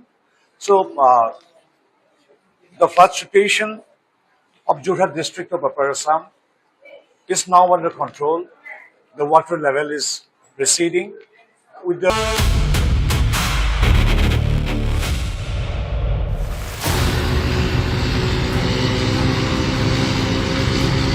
Every new day in Ladakh brings with it a different landscape.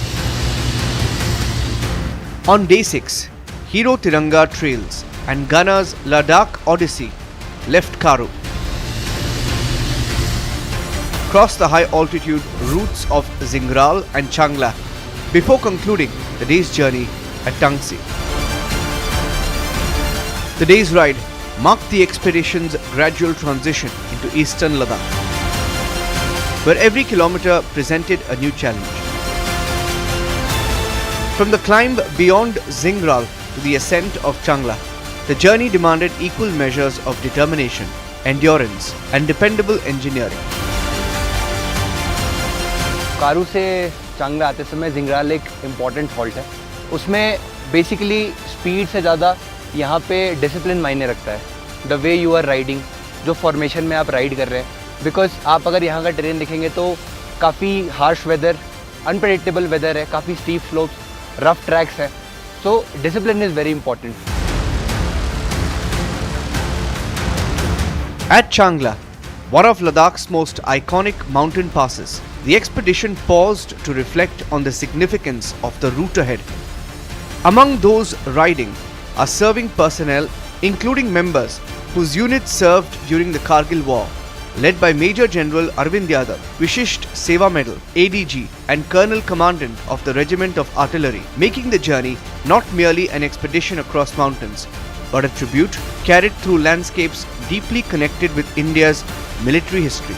Hero MotoCorp की तरफ से Gunners Ladakh Odissi में हम अभी जिंगराल पे halt कर रहे हैं, जिसका ऑल्टीट्यूड 15,543 फीट है। हम अगर पूरी ओवरऑल बाइक राइड की बात करें तो ये हमारे लिए एक एडवेंचर से ज़्यादा टीम स्पिरिट, कमराडरी और रेजिलियंस का भी एक्सपीरियंस है।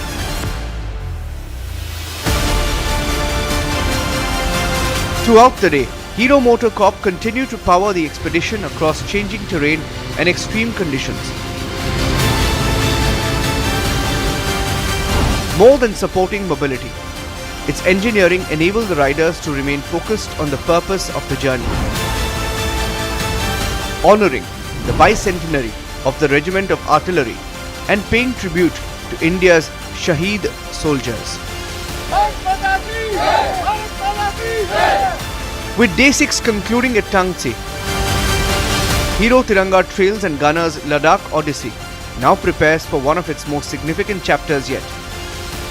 Tomorrow, the expedition heads to Hanli, carrying the journey of remembrance further into the heart of Ladakh.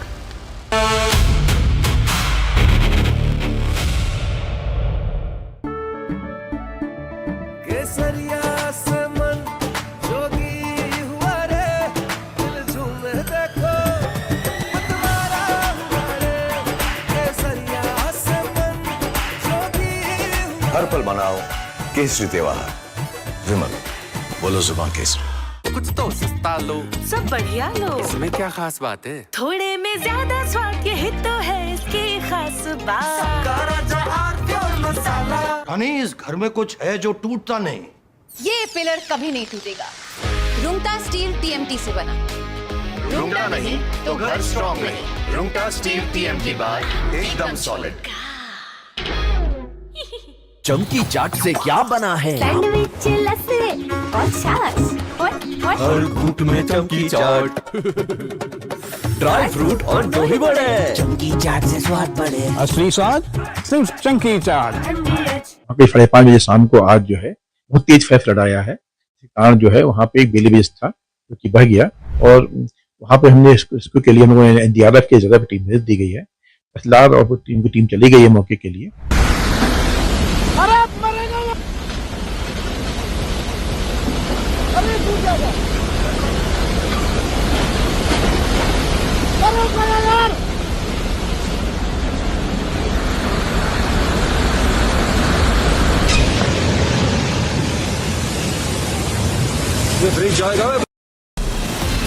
From Asia's largest news headquarters, setting the agenda for Bharat.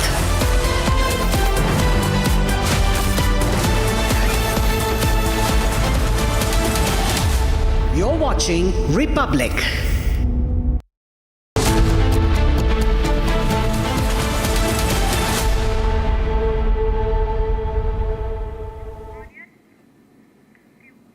Hello viewers, you're watching Republic. I'm Chongtham Amrita, and today we will be discussing something very important. Infrastructure is powering India's transformation, driving growth, connectivity and opportunity.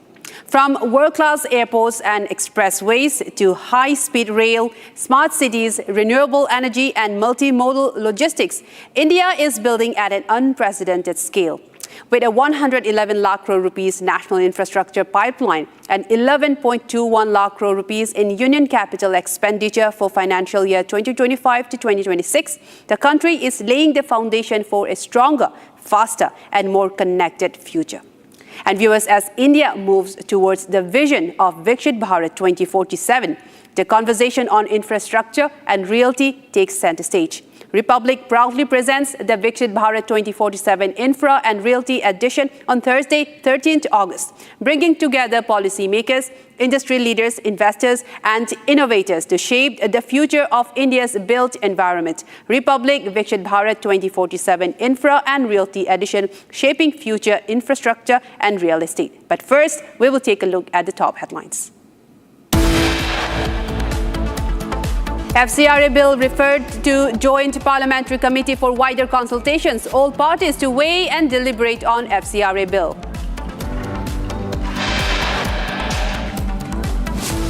Aviation Ministry summons Air India CEO Campbell Wilson over the recent incident where the pilot of the Air India flight was intoxicated.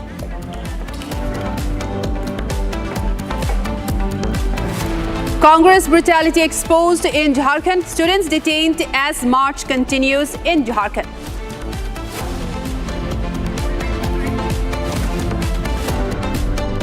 अगर आंदोलन को अगर सुचारू रूप से चलाना है तो छात्र ऐसे लोगों को कम से कम देखना होगा कि कौन इसको मूवमेंट को खराब कर रहे हैं. Jharkhand student leader says outsiders hijacked protests. A student says outsiders deliberately attacked police.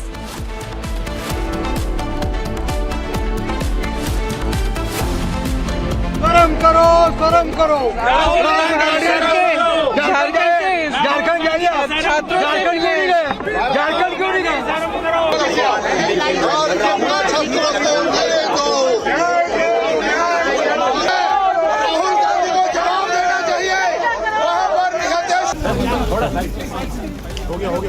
NDA holds a massive protest outside the parliament against Congress brutality against students. Airbus, French agency to join probe in Air India flight scare. Night tech glitches recorded in Air India flight that faced height drop.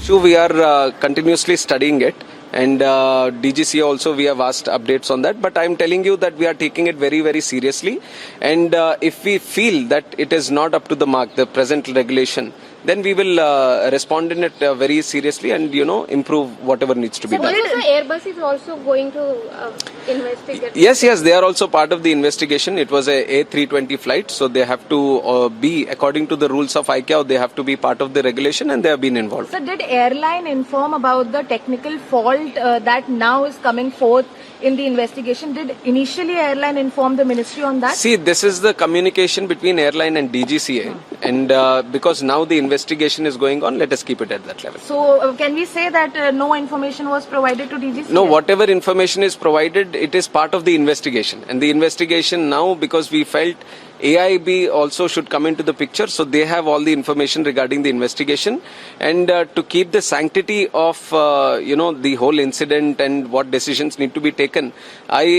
being at this level, I think it's better for us to wait for what the AAIB has to say on this. Thank you for speaking with Times Now. So that was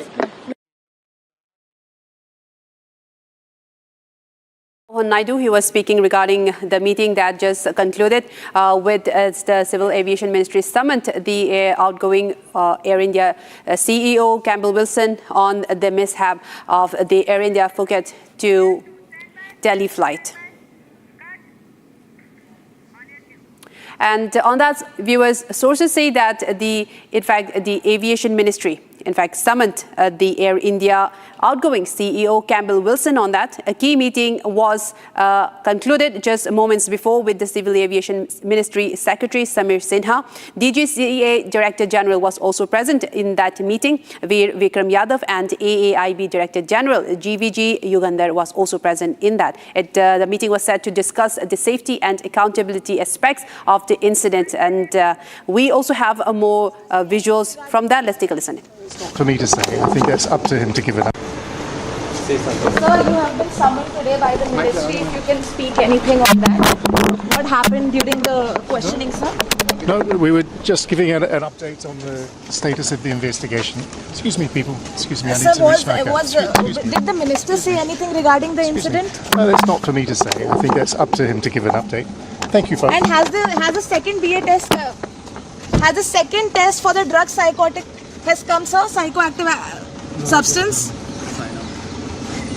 Mr. Campbell, if you can react to the whole incident that has happened. Sir, you have been summoned today by the ministry. If you can speak anything on that. What happened during the questioning, sir? No, we were just giving an update on the status of the investigation. Excuse me, people. Excuse me, I need to reach back out. Did the minister say anything regarding the incident? No, that's not for me to say. I think that's up to him to give an update. Thank you, folks. And has the second BA test, has the second test for the drug psychotic has come, sir? Psychoactive substance?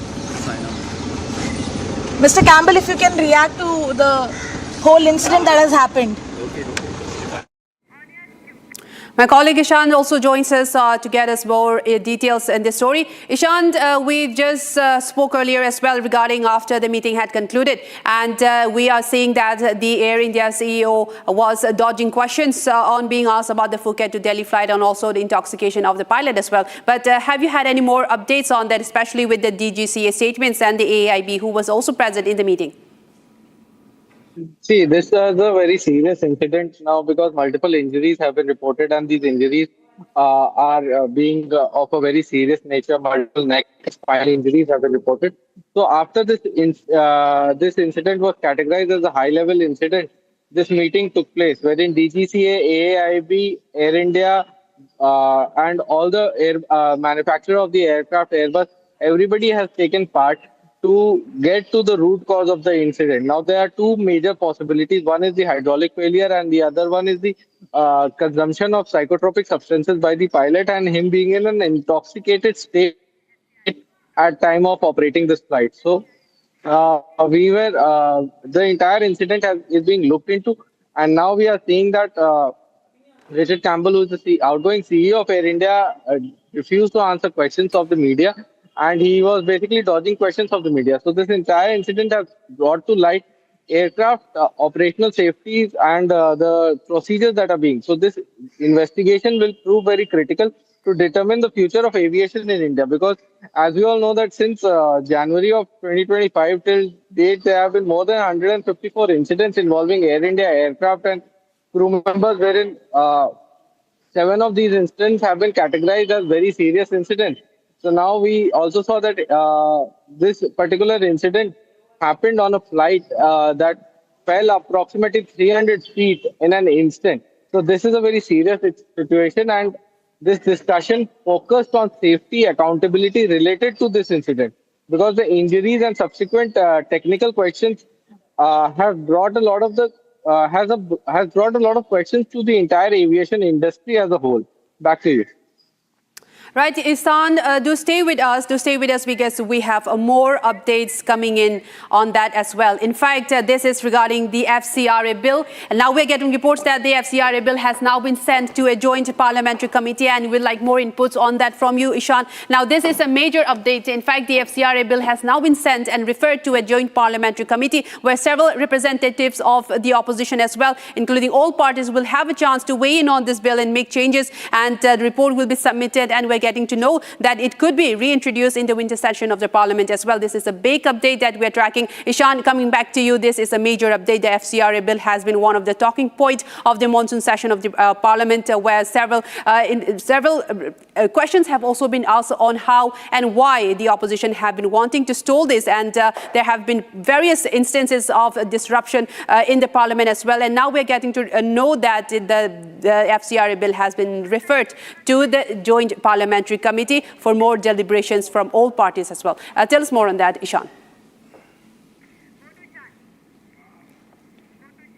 Yes, Ishan continues to stay with us on this. Ishan, I'd like more details from you on this as well. We are getting to know that the FCRA has been sent to a joint parliamentary committee. And in fact, this is a major step as the government is also willing to get in more debates and deliberations from the all party representations as well. In fact, we'll try to connect with Ishan on that. This is in fact a big update that we are tracking as well.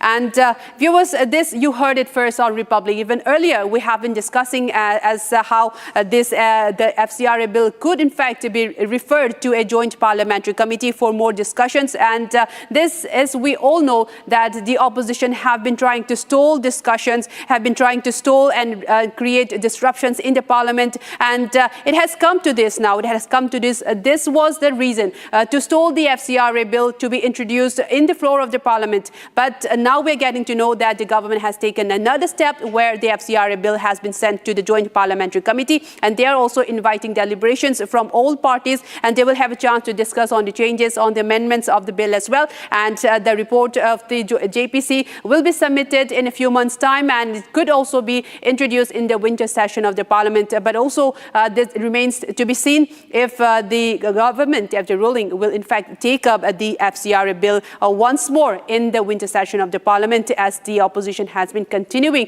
to demand for the withdrawal of the bill as well. But this bill has been a very key consensus, a very contentious point in the whole monsoon session of the Parliament as well.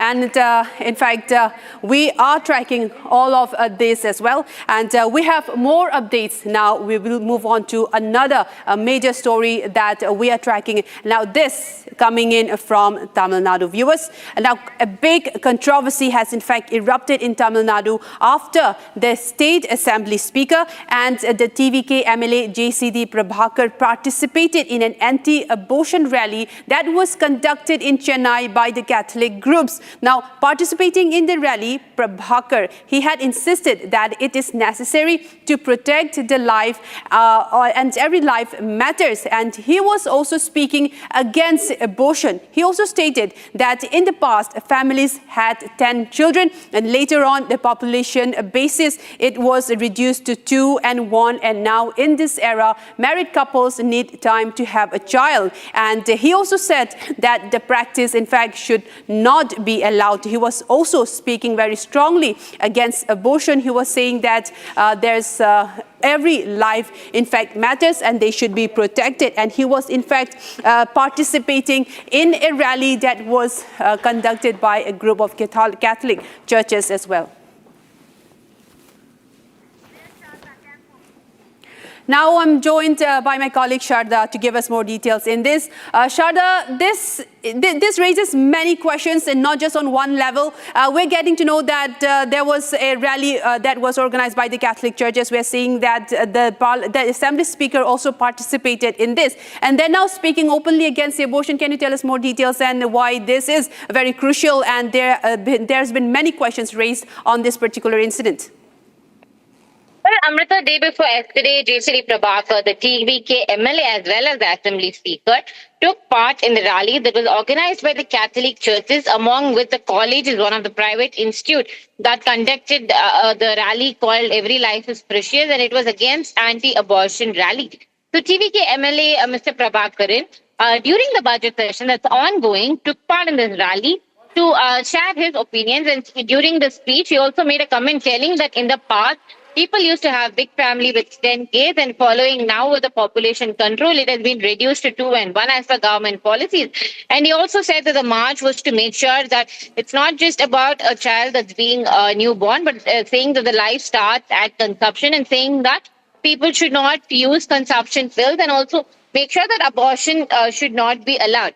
Though his target was not directed at women, he made sure that his religion, Christianity, does not allow this, and also pointed out, telling that this particular walk, abortion rally that he took part, was to make sure that every life is valued.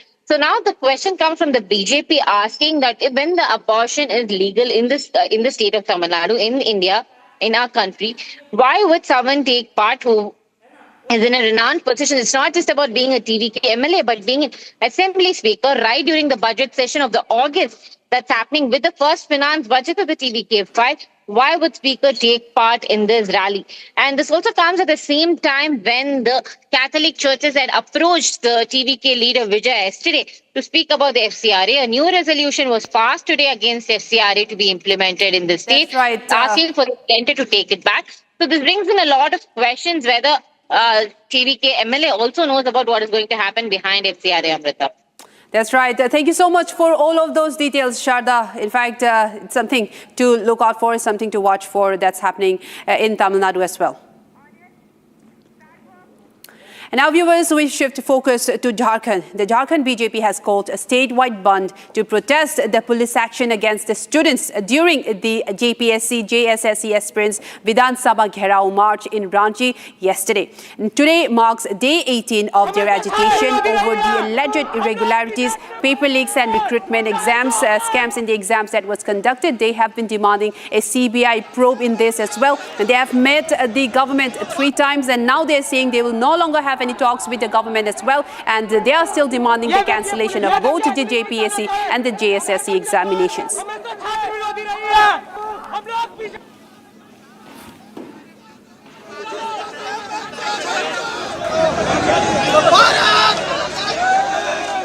आपको पता है, मैंने पहले भी कहा है, सरकार के आंख भी हैं, कान भी है, संवेदनशीलता भी है, और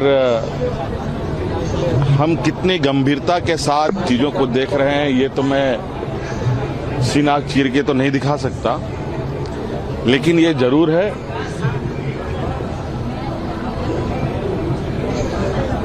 और हमारे साथ तो विशेष रूप से जिस चीज के पीछे हम पड़ते हैं उसको ठीक करके ही दाम लेने का हम लोग का उद्देश्य रहा है। और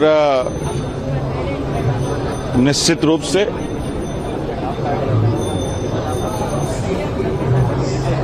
जिस तरीके से जांच दल दिन रात एक कर लगी हुई है,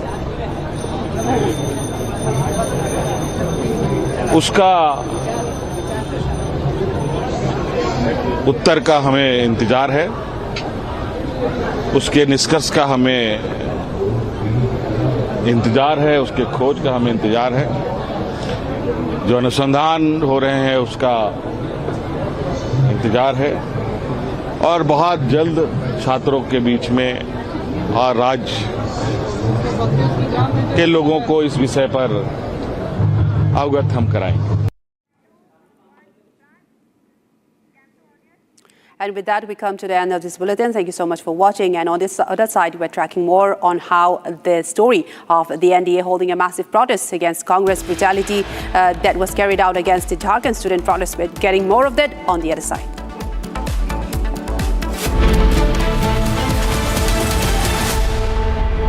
कुछ तो सस्ता लो, सब बढ़िया लो। इसमें क्या खास बात है? थोड़े में ज्यादा स्वाद, यही तो है इसकी खास बात। Amity has been ranked India's #1 not-for-profit private university for 11th year, with top 10 ranked institutions in management, engineering, biotech, law, masscom, telecom, hospitality, fashion and more. Yet another top ranking for Amity University. चमकी चाट से क्या बना है? Sandwich, लस्सी और छाछ। हर घूंट में चमकी चाट, ड्राई फ्रूट और दही बड़े। चमकी चाट से स्वाद बढ़े। असली स्वाद सिर्फ चमकी चाट। AU सेविंग्स अकाउंट में मिलते हैं amazing benefits, paperless banking and higher interest, वो भी हर महीने। Money money money money every month. सोच बदलो और बैंक भी।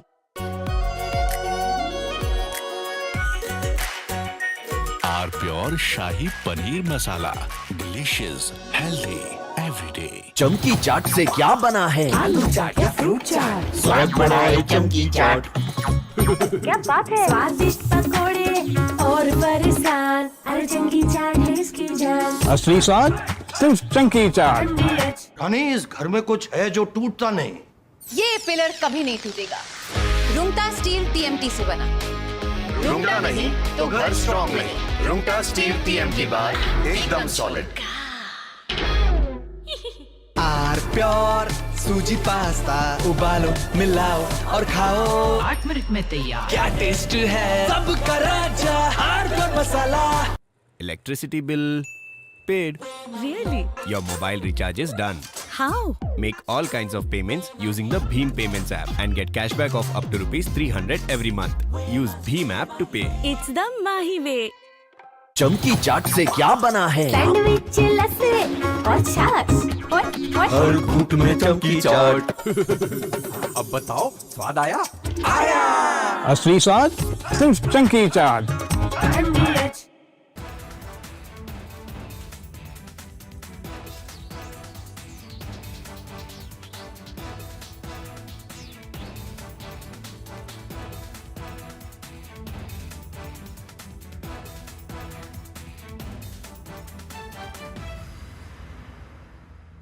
कुछ तो सस्ता लो, सब बढ़िया लो। इसमें क्या खास बात है? थोड़े में ज्यादा स्वाद, यही तो है इसकी खास बात। सबका राजा आर प्योर मसाला।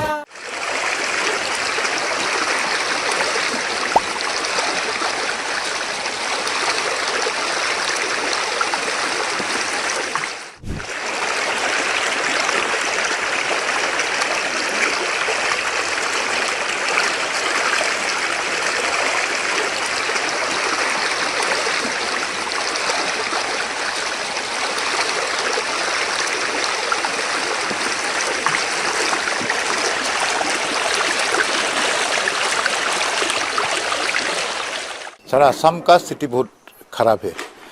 नाजिरा, शिवसागर, सरायदेव, मंगलदोय, जागीरोड, उसका बाद खुमताई में भी 4-5 दिन से वो धनसिरी जो रिवर है वो बढ़ गया है और इसीलिए बहुत गांव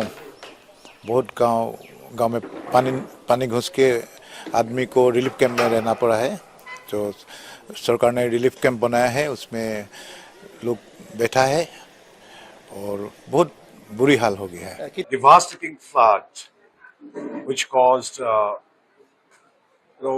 affected 1,66,000 people of our Jorhat district in 304 villages. Casualty number is 9. Number of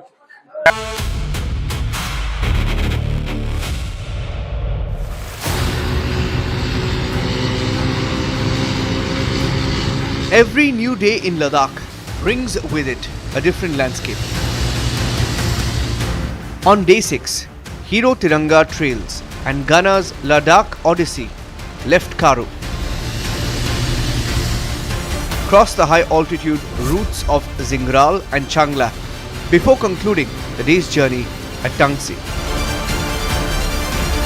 The day's ride marked the expedition's gradual transition into eastern Ladakh, where every kilometer presented a new challenge. From the climb beyond Zingral to the ascent of Changla, the journey demanded equal measures of determination, endurance and dependable engineering. कारू से चांगला आते समय जिंगराल एक important halt है। उसमें basically speed से ज़्यादा यहाँ पे डिसिप्लिन मायने रखता है। The way you are riding, जो फॉर्मेशन में आप राइड कर रहे हैं, बिकॉज आप अगर यहाँ का टेरेन देखेंगे तो काफ़ी हार्श वेदर, अनप्रेडिक्टेबल वेदर है, काफ़ी स्टीप स्लोप्स, रफ ट्रैक्स है। So discipline is very important. At Changla, one of Ladakh's most iconic mountain passes, the expedition paused to reflect on the significance of the route ahead. Among those riding are serving personnel, including members whose units served during the Kargil War, led by Major General Arvind Yadav, Vishisht Seva Medal, ADG and Colonel Commandant of the Regiment of Artillery, making the journey not merely an expedition across mountains, but a tribute carried through landscapes deeply connected with India's military history. Hero MotoCorp की तरफ से Gunners Ladakh Odissi में हम अभी जिंगराल पे halt कर रहे हैं, जिसका ऑल्टीट्यूड 15,543 फीट है। हम अगर पूरी ओवरऑल बाइक राइड की बात करें तो ये हमारे लिए एक एडवेंचर से ज़्यादा टीम स्पिरिट, कमराडरी और रेजिलियंस का भी एक्सपीरियंस है।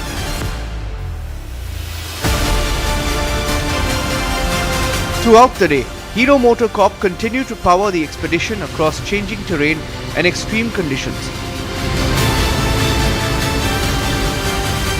More than supporting mobility, its engineering enabled the riders to remain focused on the purpose of the journey, honoring the bicentenary of the Regiment of Artillery and paying tribute to India's Shaheed soldiers. With Day 6 concluding at Tangsi, Hero Tiranga Trails and Gunners Ladakh Odyssey now prepares for one of its most significant chapters yet. Tomorrow, the expedition heads to Hanli, carrying the journey of remembrance further into the heart of Ladakh.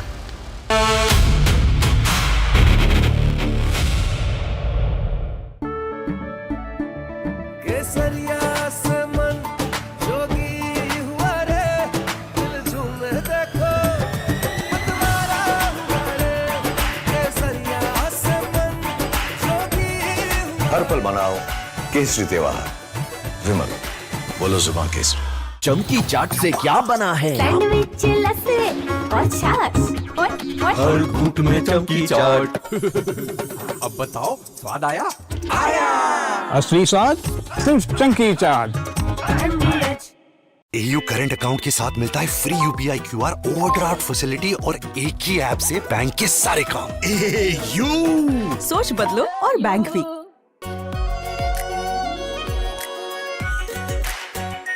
Are pure shahi paneer masala, delicious, healthy, everyday. चमकी चाट से क्या बना है? Sandwich, लस्सी और छाछ और हर घूंट में चमकी चाट। ड्राई फ्रूट और दही बड़े। चमकी चाट से स्वाद बढ़े। असली स्वाद सिर्फ चंकी चाट। रानी, इस घर में कुछ है जो टूटता नहीं। ये पिलर कभी नहीं टूटेगा। रुंगटा स्टील TMT से बना। रुंगटा नहीं तो घर स्ट्रॉन्ग नहीं। रुंगटा स्टील TMT बार एकदम सॉलिड।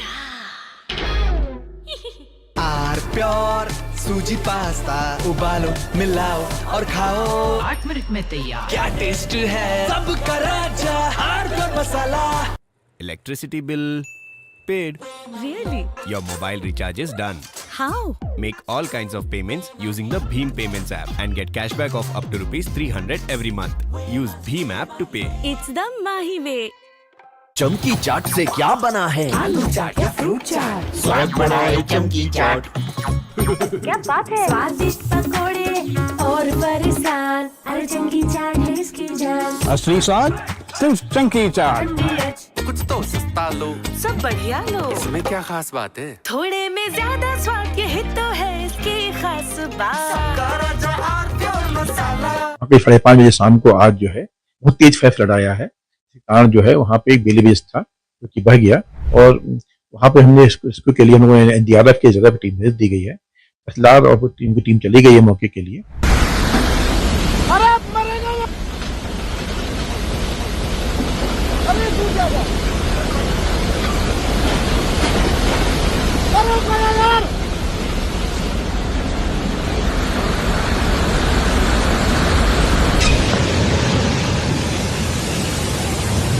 ये ब्रिज जाएगा, ब्रिज जाएगा। Bridge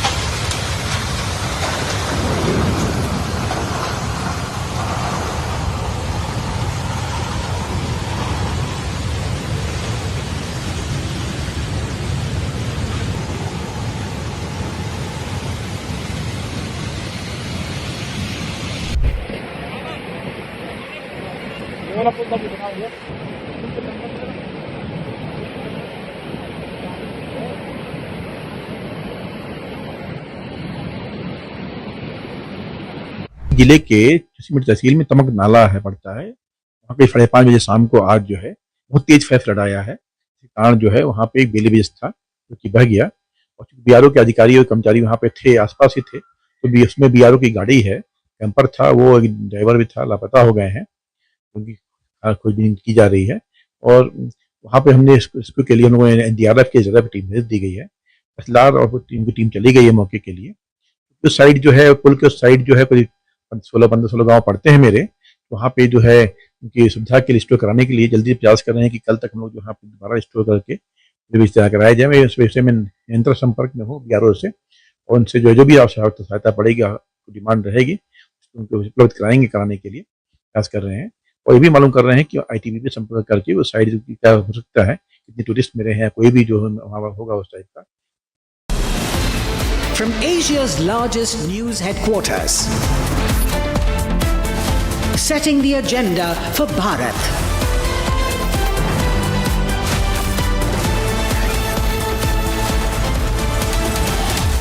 You're watching Republic.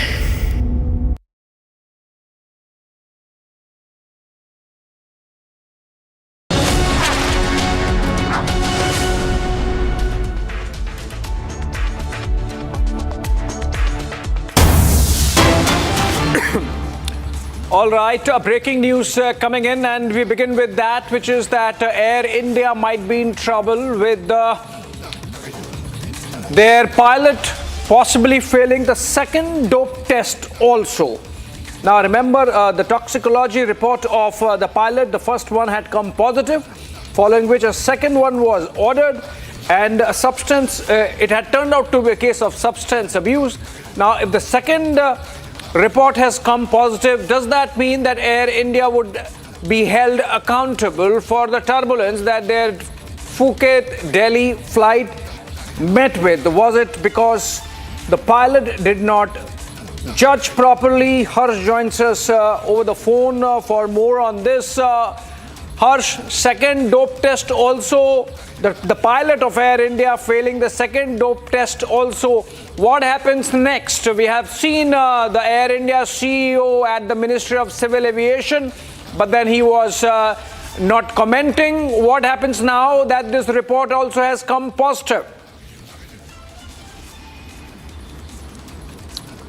Right, Abhishek. Now, this is a big breaking news on Republic TV that Air India's pilot, that in fact was in command in the Phuket Delhi flight that was in fact traveling over the skies of Odisha when it witnessed a 300 feet altitude loss, has been tested positive. In fact, this is the toxicology report that we are talking about. The first report, the first screening that was carried out at the Delhi airport, it showed a not negative result. However, now it is being said, in all likelihood, our sources tells us, if these sources are to be believed, his second toxicology report has also come up to be positive. Now, this is a big breaking news because this is a case of substance abuse, and this is a shocker that we have earlier witnessed on August 4, because this was the Air India flight that was traveling all the way from Phuket to New Delhi. It witnessed a severe altitude drop of nearly 300 feet, nearly injuring 17 passengers and crew members on board. A big breaking news on Republic TV because the CEO of Air India has also been summoned by the Aviation Ministry earlier this.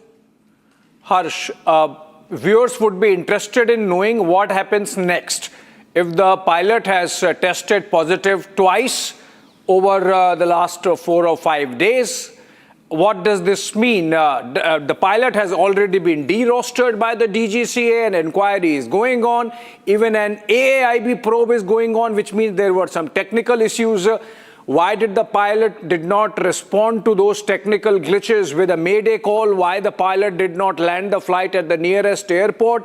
So obviously these are issues on which even Air India needs to be held accountable. What happens next is what is going to be on the minds of people watching this. So you have to explain to us whether the DGCA is going to summon the Air India management again, whether the DGCA is going to pass some strictures against the airline for this breach in protocols that seems to have happened on the face of it. Right, Abhishek. Now, what Director General of Civil Aviation told us yesterday, it was in fact a Republic news break that toxicology and impairment are two different issues. If I let our viewers understand this concept in a very layman language, it means that even if a pilot's toxicology report turns out to be positive, this does not clearly mean that the turbulence that was caused was due to that very reason. This basically means that even if the pilot was high on some substance, it may be a cough syrup, it may be some kind of alcoholic substance, but that does not clearly mean that the impairment that was caused was because of this very reason. And that is exactly what DGCA told us yesterday. Harsh, that was before the second report came in. Now that the second report is also out, and that even that is positive, which means the pilot has failed that test, which means he was for sure positively under the influence of some substance which possibly impaired his judgment, and that might be connected with the 300 feet drop of the Phuket-Delhi flight. Now the question is, if this is clubbed with the technical glitches that are being separately probed by the AAIB, and then the rostering of the French Airbus also in it, what happens next? How do we hold the airline accountable? How does the DGCA go about holding the airline management accountable if this is the case? Right, Abhishek. Now, the first toxicology report that was carried out at the airport was a routine test that is carried out on occasions when there is some situation that happens mid-air. Now, this was a second toxicology report that has eventually come out to be positive if our sources are to be believed. Now, this clearly means that the pilot in command was high on some substance, and this clearly is a case of substance abuse. But we need not to forget the fact that the DGCA, in fact, AAIB, along with other French investigating agencies, are also investigating on the fact that the plane, in fact this was the A320 plane of Airbus that is in question, has witnessed 9 technical snags, and these were the technical snags that were reported by an automated post-flight maintenance report. We cited this report last evening. Republic was the first channel to break this report. In fact, now this is also in question. 9 technical snags on the Air India flight that was traveling from Phuket to New Delhi, and now the second toxicology report of the pilot in command turning out to be positive. These are the two very points of investigation. Right, Harsh. Captain Kabir Malik, an aviation expert, is with us on the phone. But I believe before that, let's listen to a soundbite that's come in from Civil Aviation Minister Ram Mohan Naidu. He spoke a while back. In fact, he spoke after meeting the Air India CEO, or after the meeting of Air India CEO with the Secretary Civil Aviation. He had been briefed what happened, so let's listen to him. We wanted to get a direct update from Air India also on the incident, and we wanted to see how they are taking this issue from their side. And I have told time and again that from the ministry, safety in aviation is the topmost priority. There shouldn't be any compromise from any side, even the regulator or even the airlines or anyone. So this issue we have taken very, very seriously from the ministry side also. So we have just spoken to him as a preliminary task just to get an update. But I have to tell you that AAIB has been given the task to continue on the investigation, and we have good confidence on AAIB. So I would say that let us wait for the full-fledged report to come from AAIB so that we can see what definitive action needs to be taken on this. But in the meantime, if it is anything related to substance abuse or substance using, I would say that from the ministry we are taking it very, very seriously, and if we find that there needs to be some tweaking in the existing regulations, we are ready to do that. All right, again a very templated reply there from the Civil Aviation Minister that the AAIB is looking into it. Captain Kabir Malik on the phone with us. Captain Malik, what does this mean if a pilot fails the dope test twice? It is really very shameful for this profession actually. Why we are in this industry for the passengers and the safety only. And there is no excuse for such kind of mistakes where we have to consider this perspective. The person is habitual or is some kind of addictive drug. they have to be confirmed and informed to the medical. Yet he didn't confirm to the senior, even the doctor also. The moment he was flown from the Phuket to India, it was a big. First day, they declared that there is some problem with the hydraulic. Now, when the dope has come positive, they are making another story. So, who will be accountable of this mistake? I don't think so. No one will be take this on their head. So, one by one, they are just passing their comments on each other. Why people are not serious? This industry is not serious. Why our industry is not serious? There is a big question. Have to be looked out in and have to find out the main major reasons why the people are doing these kind of mistakes every day in this industry. If the such kind of activities continuously going on in this industry, definitely one day we will lose a big business and the big sector of our aviation sector, which we are generating bigger revenue of our country. So we have to be serious and find out the mistakes, and we have to implement and execute the law, considerable of such these kind of activities. And we have to take the actions not to count, then we will send them to the rehab center for their better health. If the person is habitual or consume such kind of drugs and medication, they have to be ground and they have to remove from the duties. So that is my suggestion to the country of my country and the aviation sector. We have to look very serious and take action this time on this particular person, because we now need such kind of person, those who are irresponsible of in his duty, and they are not paying the responsibility which is required at the time of the flying. Right, Captain Malik, thank you so much. We also have Captain C.S. Randhawa joining us over the phone. Captain Randhawa, this is getting serious by the day. Second dope test coming positive, which means the pilot was positively under the influence of some substance, and which means that this could have impacted his decision-making at that crucial moment of turbulence when the flight lost 300 feet of altitude.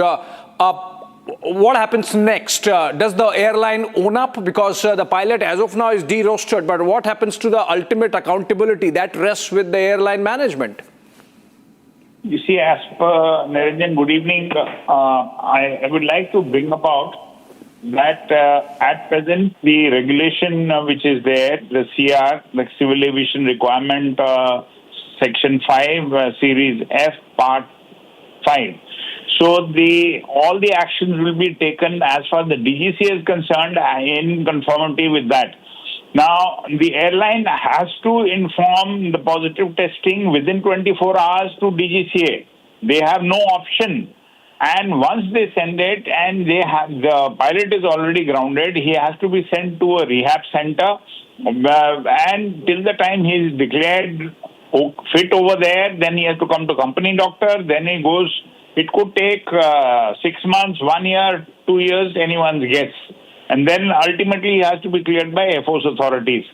Now, these all requirements are spelled out that actually the ICAO has spelled out in para 1.2.7 in Annex 1 that the overarching international standards, the legal enforcement and the testing protocols are handled. Mr. Randhawa, smoking marijuana and under the influence of marijuana, taking a flight, what happens to the pre-flight test? What happens to the judgment of the pilot when he's at the controls?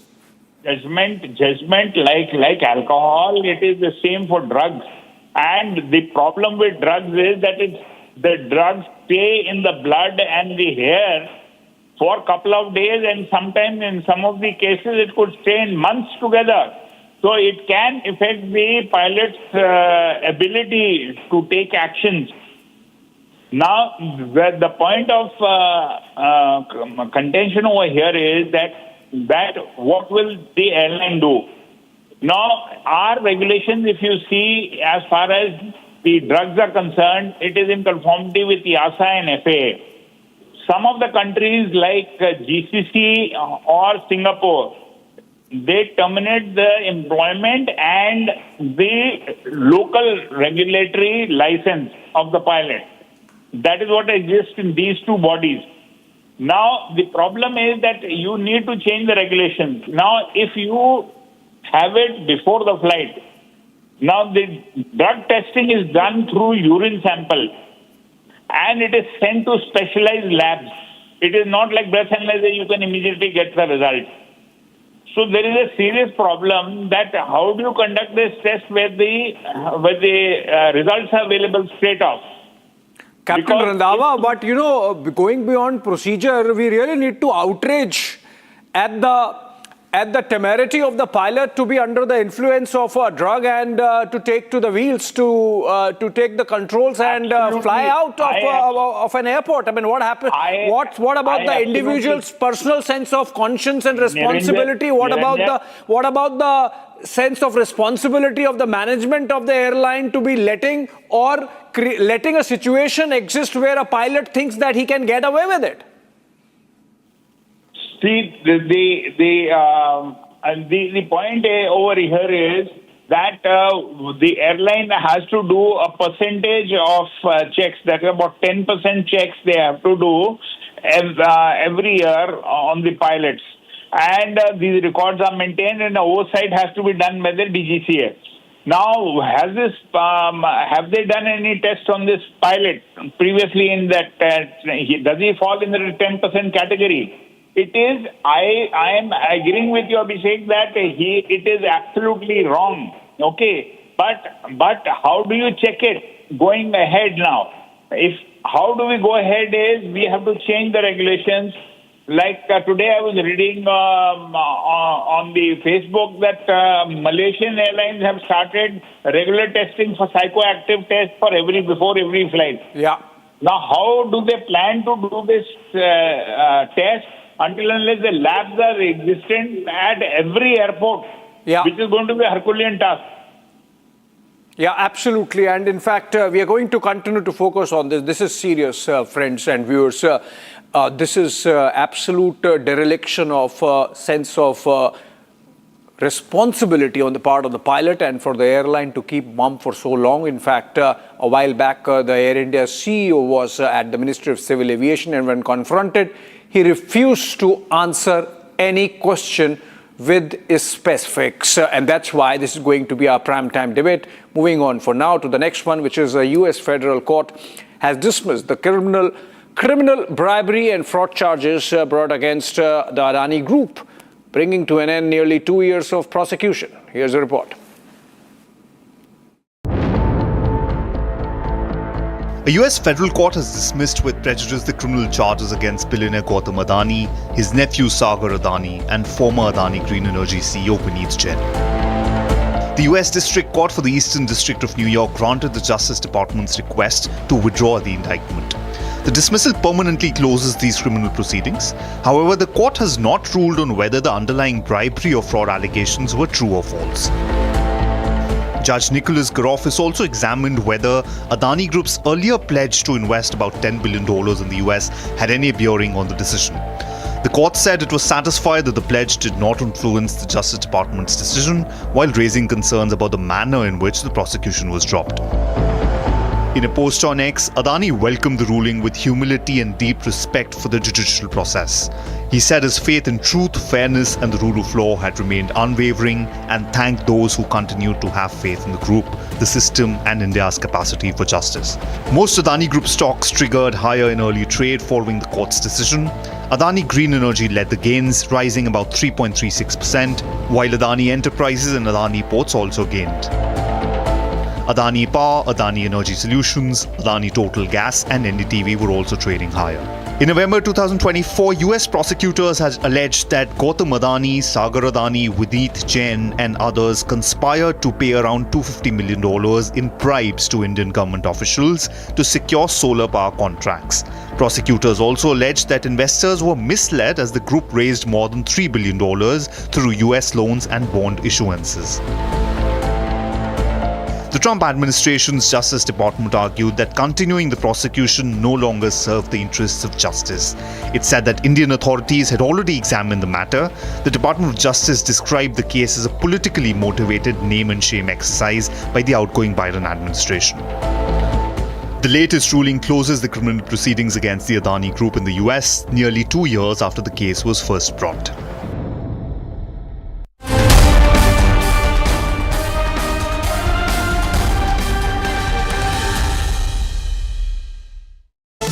Powered by Crystal Crop Protection. देश का किसान, देश का hero.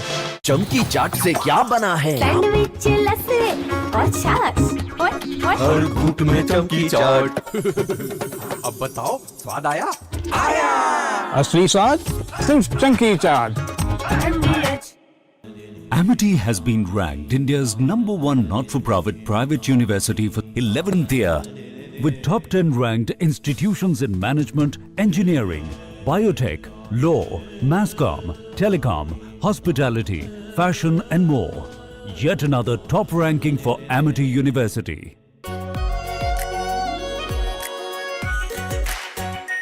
Our pure Shahi Paneer Masala. Delicious, healthy, everyday. चमकी चाट से क्या बना है? सैंडविच, लस्सी और छाछ और हर घूंट में चमकी चाट। ड्राई फ्रूट और दही बड़े। चमकी चाट से स्वाद बढ़े। असली स्वाद सिर्फ चंकी चाट। रानी, इस घर में कुछ है जो टूटता नहीं। ये पिलर कभी नहीं टूटेगा। रुंगटा स्टील TMT से बना। रुंगटा नहीं तो घर स्ट्रॉन्ग नहीं। रुंगटा स्टील TMT बार एकदम सॉलिड। चमकी चाट से क्या बना है? आलू चाट या फ्रूट चाट। स्वाद बढ़ाए चमकी चाट। क्या बात है? स्वादिष्ट पकोड़े और बरसान, अरे चंकी चाट है इसकी जान। असली स्वाद सिर्फ chunky chaat. AU savings account में मिलते हैं amazing benefits, paperless banking and higher interest, वो भी हर महीने। Money money money money every month. सोच बदलो और बैंक भी।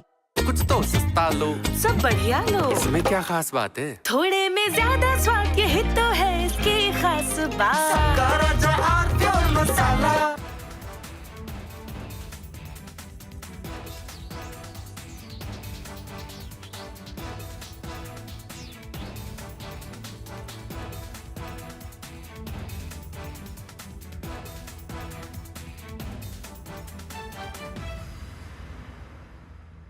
चमकी चाट से क्या बना है? सैंडविच, लस्सी और छाछ और हर घूंट में चमकी चाट। ड्राई फ्रूट और दही बड़े। चमकी चाट से स्वाद बढ़े। असली स्वाद सिर्फ chunky chaat.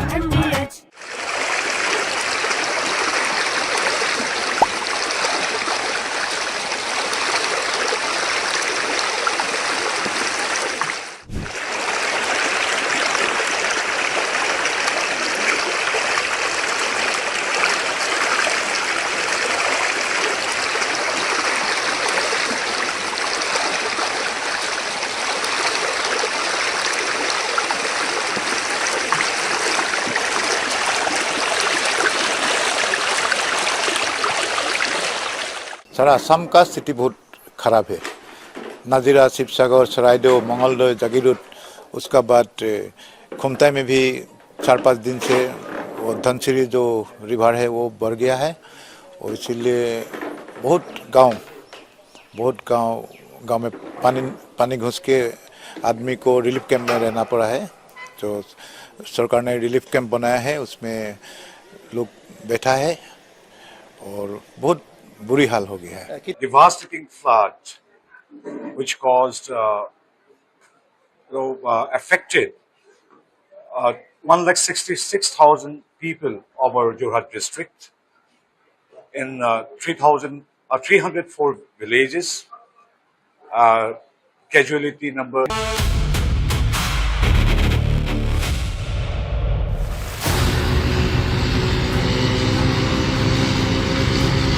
Every new day in Ladakh brings with it a different landscape. On day 6, Hero Tiranga Trails and Ghana's Ladakh Odyssey left Karo. Crossed the high altitude routes of Zingral and Changla before concluding the day's journey at Tangsi. The day's ride marked the expedition's gradual transition into eastern Ladakh, where every kilometer presented a new challenge. From the climb beyond Zingral to the ascent of Changla, the journey demanded equal measures of determination, endurance and dependable engineering. कारू से चांगला आते समय जिंगराल एक important halt है। उसमें basically speed से ज़्यादा यहाँ पे डिसिप्लिन मायने रखता है। The way you are riding, जो फॉर्मेशन में आप राइड कर रहे हैं। बिकॉज आप अगर यहाँ का ट्रेन देखेंगे तो काफ़ी हार्श वेदर, अनप्रेडिक्टेबल वेदर है, काफ़ी स्टीप स्लोप्स, रफ ट्रैक्स हैं। So discipline is very important. At Changla, one of Ladakh's most iconic mountain passes, the expedition paused to reflect on the significance of the route ahead.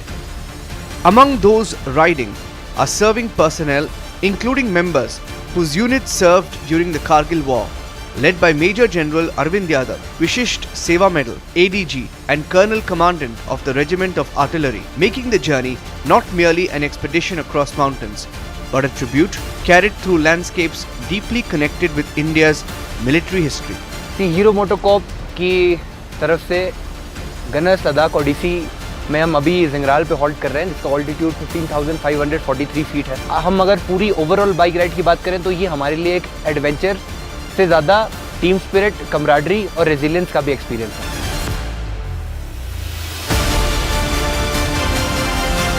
Throughout the day, Hero Motocorp continued to power the expedition across changing terrain and extreme conditions.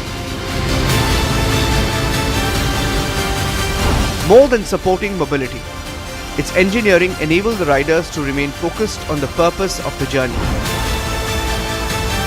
honoring the bicentenary of the Regiment of Artillery and paying tribute to India's Shaheed soldiers.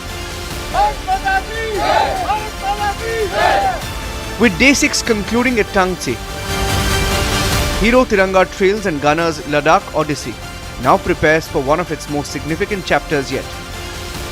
Tomorrow, the expedition heads to Hanli, carrying the journey of remembrance further into the heart of Ladakh.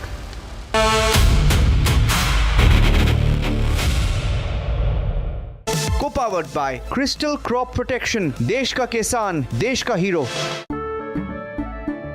केसरिया से मन जोगी हुआ रे, दिल झूमे देखो मतवारा हुआ रे। केसरिया से मन जोगी हुआ। हर पल मनाओ केसरी त्योहार। विमल, बोलो जुबान केसरी।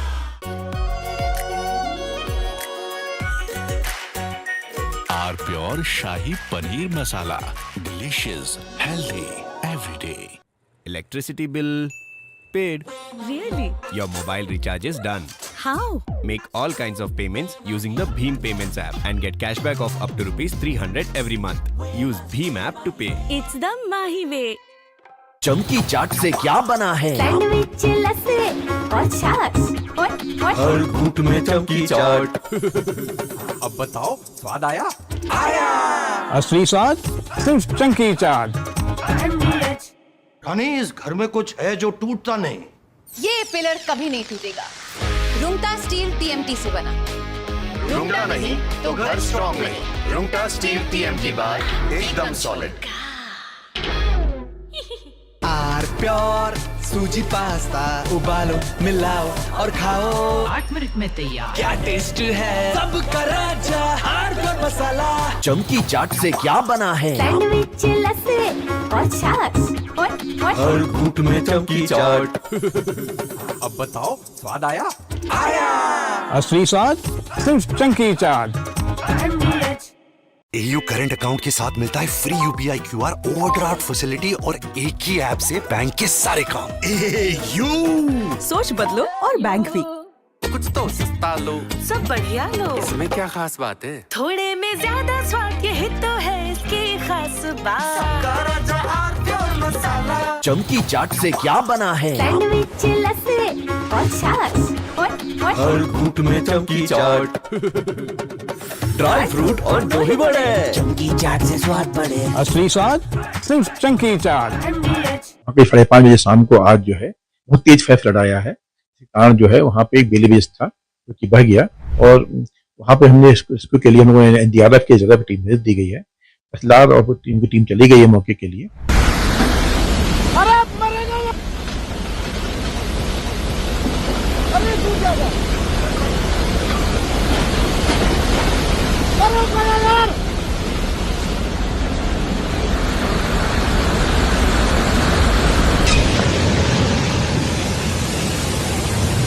ये ब्रिज जाएगा, ब्रिज जाएगा।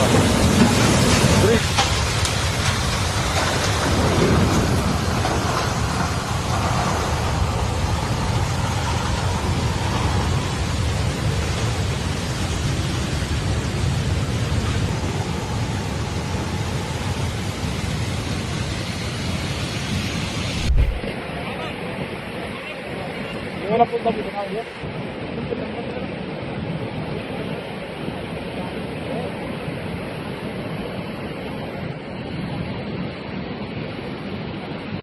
के चुसीमिट तहसील में तमक नाला है पड़ता है, वहाँ पे 5:30 बजे शाम को आज जो है बहुत तेज फैफ लड़ाया है। इस कारण जो है वहाँ पे एक बेले ब्रिज था जो कि बह गया, और बीआरओ के अधिकारी और कर्मचारी वहाँ पे थे, आसपास ही थे, तो उसमें बीआरओ की गाड़ी है, कैंपर था, वो ड्राइवर भी था, लापता हो गए हैं, उनकी खोजबीन की जा रही है। और वहाँ पे हमने इसको के लिए हम लोगों ने एनडीआरएफ की जगह पे टीम भेज दी गई है, तहसीलदार और टीम चली गई है मौके के लिए। उस साइड जो है पुल के उस साइड जो है कोई 15-16 गांव पड़ते हैं मेरे, वहाँ पे जो है उनकी सुविधा के लिए स्टोर कराने के लिए जल्दी प्रयास कर रहे हैं कि कल तक हम लोग जो यहाँ पे दोबारा स्टोर करके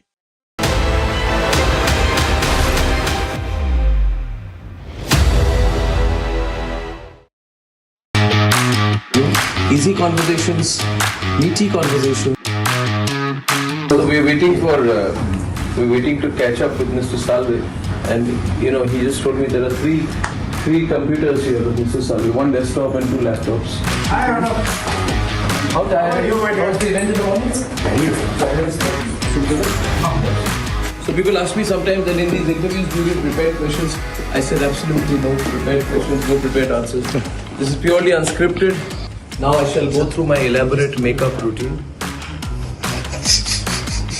Rhythm is having a nice laugh.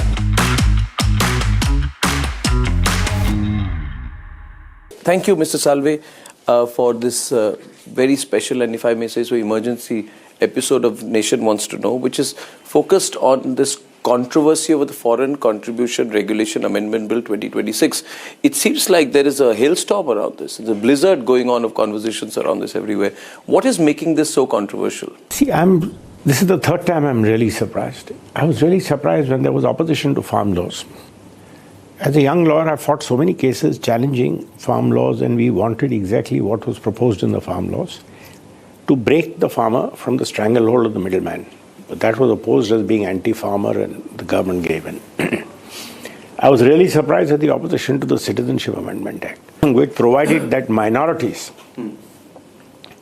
in neighboring countries, which are majorities in India, or which are of Indian origin, would be allowed to come in. So if you were a Parsi, if you're a Hindu, if you were a Sikh, and you were in an Islamic country, you could come back to a secular country, i.e. India. And the criticism was this is discriminatory against Muslims. Now if we say all Muslims of Indian origin can come back into India, then you merge India and Pakistan. Yeah. Because I'm not sure how many Pakistanis would want to continue to live in Pakistan. Yeah. So this kind of a nonsensical thing goes on, and for days and days people sat in that Shaheen Bagh for this. So it's become fashionable in India to not have a debate. I'm sorry to say, I know I'm now 70, so I'm a little derisive about this overemphasis on one-liners in Twitter and social media. The sense of detail has gone away. Everybody goes by some narrative. Yeah, and some narrative is built up, and that narrative sometimes is distant from reality. The FCRA is a law which every country has under different labels. No country allows you to move capital freely. If I send money to America today beyond a particular amount, I have to give an explanation what it is going for. What it will be used for, what the end use will be. All anti-money laundering laws require declaration of purpose. So, secondly, we have now, I don't think it's any more in the shadows. The American state has now proudly declared that it has a deep state system. The US is no longer embarrassed about it or coy about it. They are proud about it. They talk of regime change. They will send the army for regime change. They take pride in the fact. No, they take pride in the fact that the Bangladesh regime change was brought about by them. They decide who, by their definition, is a democracy, and they bring regime change. So, in a system like this, all countries, not just India, all countries are careful about the influence of money in social affairs. America itself is worried about, they blame the Russians for tinkering with their elections. So All countries have to guard their borders, their digital borders, their financial borders. And that's what the FCRA is all about. Now, in a country like India, there are the problems which immediately get coupled unnecessarily with secularism. So the first spotlight is, oh, churches will be deprived of funds. I am given to understand that out of roughly 23,000, 24,000 crores which came in last year, 2,300 crores went to churches. It's I think less than even 10%, of which a lot of money goes. If somebody wants to build a church, there's no problem. If somebody gives a donation to a church, what are you asked to do? You are asked to declare what the money is being used for. Let's put proselytizing to one side. What is it that makes certain areas more prone to agitations, especially in tribal areas? The church becomes a community center. And I have reason to believe, you have the equipment, you can investigate this, you do some wonderful investigation. Check wherever you have seen agitations based so-called on environment, on tribal rights. I will tell you without fear of contradiction, in some cases, some churches which have people working for them who are willing to participate in this kind of activity. Now, if they are going to be funded by the Soroses of the world to lead protests on various issues, churches are not homes of protest. Church is a house of God. It's not a house of politics. So I don't think any church should have, or any mosque should have, or any Muslim institute, any religious institution should have any embarrassment in laying bare their accounts. Yeah. We did a story a month back in which we sent our reporters down to Chhattisgarh, to the Maoist affected areas, and we found that there was a huge amount of money that was being given through certain churches. Now, these certain churches are not part of the larger Christian mainstream in India, but they're operating as churches, and the money was being withdrawn through foreign debit cards from local banks, and a surreptitious network was created. When our channel started, we investigated a particular gentleman who was at the forefront of the protests on Kudankulam. We did a sting operation, and it came out that this person was getting money through Hawaii and other routes. And we asked, how come, why is American money coming in so critically in certain cases? I also found that cases where American corporate interests were involved, the protest became a very useful tool to amplify a counter movement.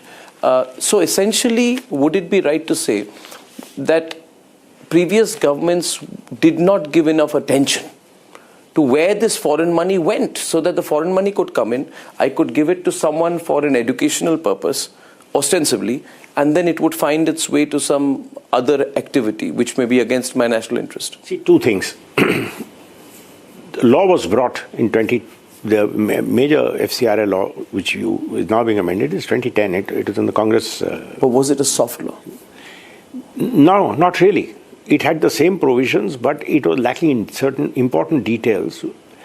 The way it was administered left a lot to be desired. You are required to file returns. If you don't file returns and I look the other way, what use is the law? As they say, it's recommended. There's no biting significance.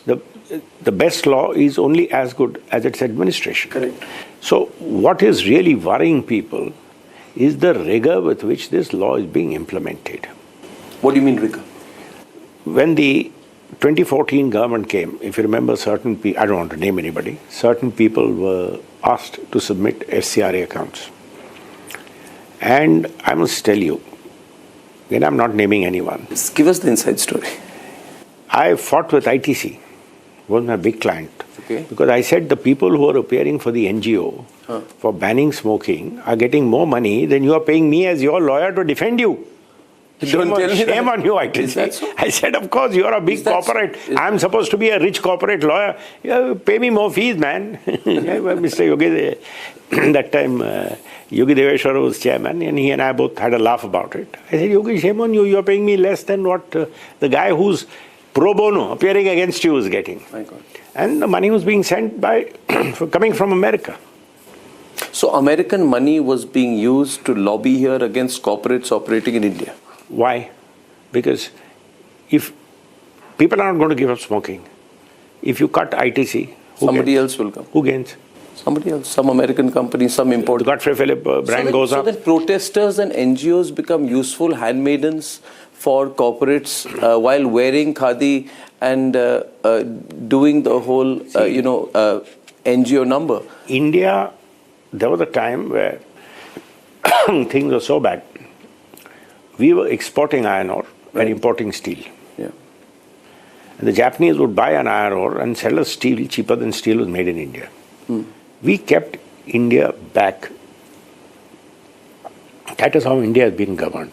This has changed in the last 12 years.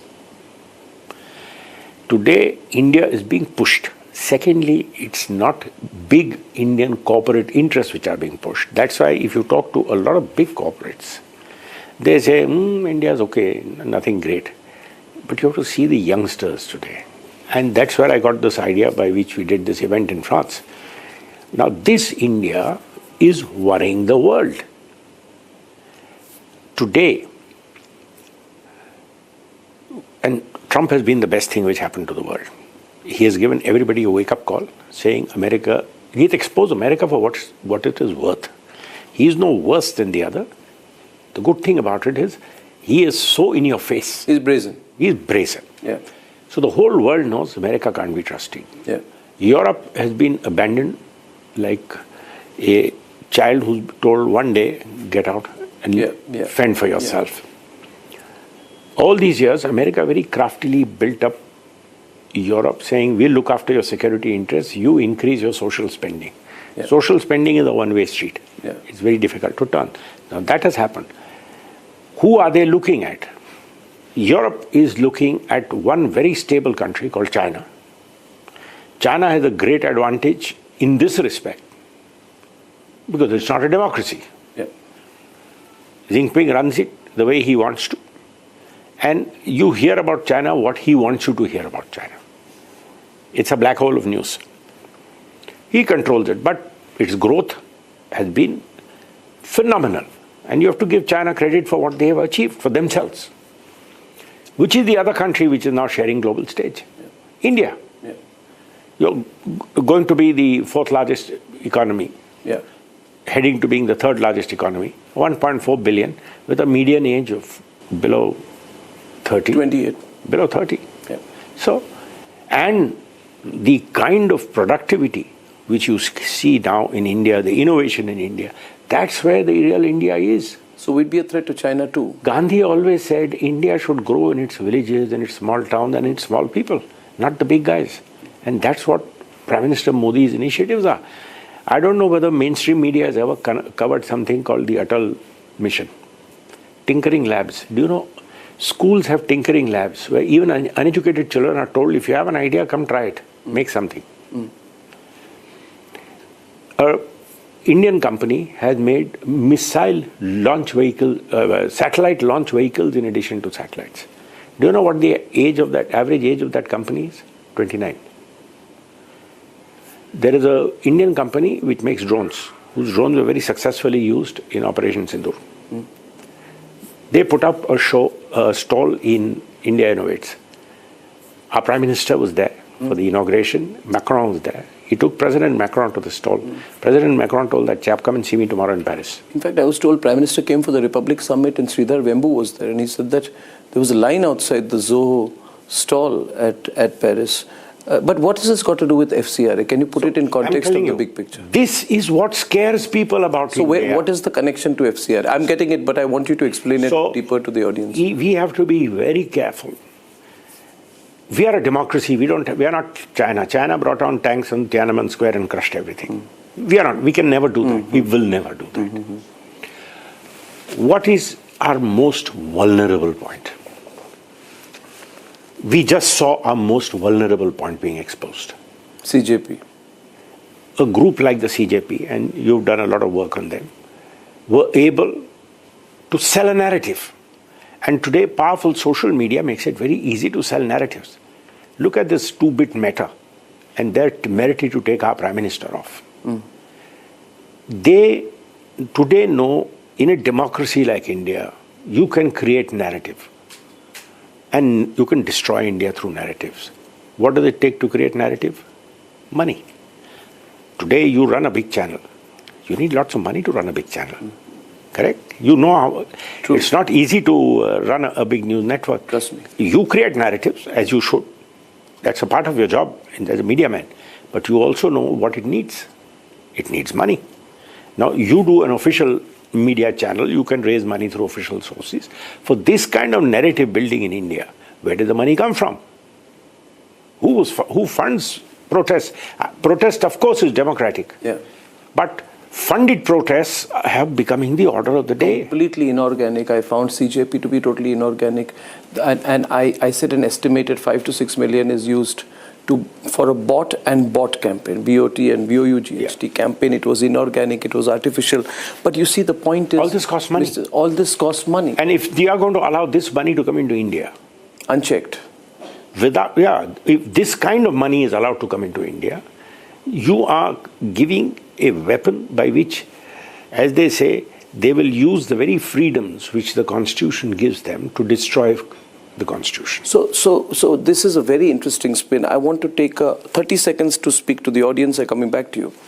You see, viewers, if you're watching this is why my conversation with Mr. Salve today will have a great deal of significance. FCRA, according to Mr. Salve, is not, and I hope I'm interpreting it correctly, it's not only about the church. It's not only about conversion by allurement, what is called proselytization. It is also about a whole group called the NGO group, who are not NGOs for a social purpose, but who may be weaponized to fight corporate battles, who may be weaponized against Indian industry, who may be weaponized against India's domestic growth, because the whole world wants to see India only as a market. But if we get into manufacturing, if we become rocket makers, and we want to harness our mineral resources, we want to do a big project in Nicobar, for example, where we are pumping in 11 to 20 billion dollars, it's easy for a group of people under the cover of NGOs to block that progress. If that happens, we'll never be able to compete with China. So, coming back to Mr. Salve, have I interpreted it correctly? Absolutely. That the ongoing debate has been only about proselytization, but it's a lot more than that. In fact, the debate against FCRA tells you the need to control funds. Look at the narrative which is being created about FCRA. Modi government is anti-minority. I mean, I find that rather strange, considering I'm a baptized Christian, born and brought up in India. No, yeah, of course. I must say that the person I'm speaking to is probably, I was telling Rhythm before this, I came in, I said probably he's the most prominent Christian in the country today. Correct. So the most prominent Christian in the country today, the greatest legal luminary in the Christian community, or the minority community. I'm not a prominent Christian. I'm a prominent Indian. Who happens to be a Christian. Who was born in a Christian family and baptized as a Christian. My personal faith is Christian, but that's all. No, but are you, do you ever feel on the back foot on your views on FCRA because of your not at all. Not at all.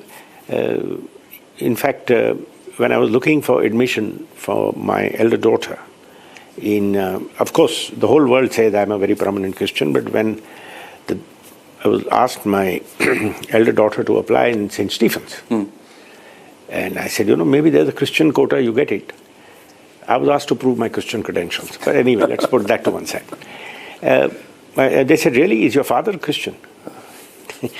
Anyway, let's put that to one side. The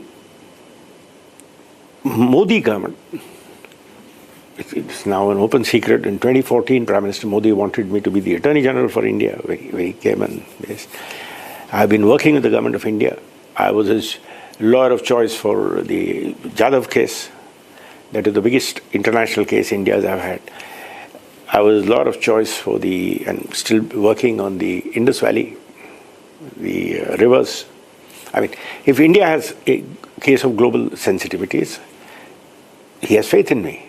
Does it bother him that I'm a Christian? I am the director of IIT, I am the director of Delhi, I am the director of IIT, Chairman Board of Governors IIT Delhi, Chairman Board of Governors IIT Roorkee. It doesn't bother him that I'm a Christian. So, you know, when people say this is a government which favors some...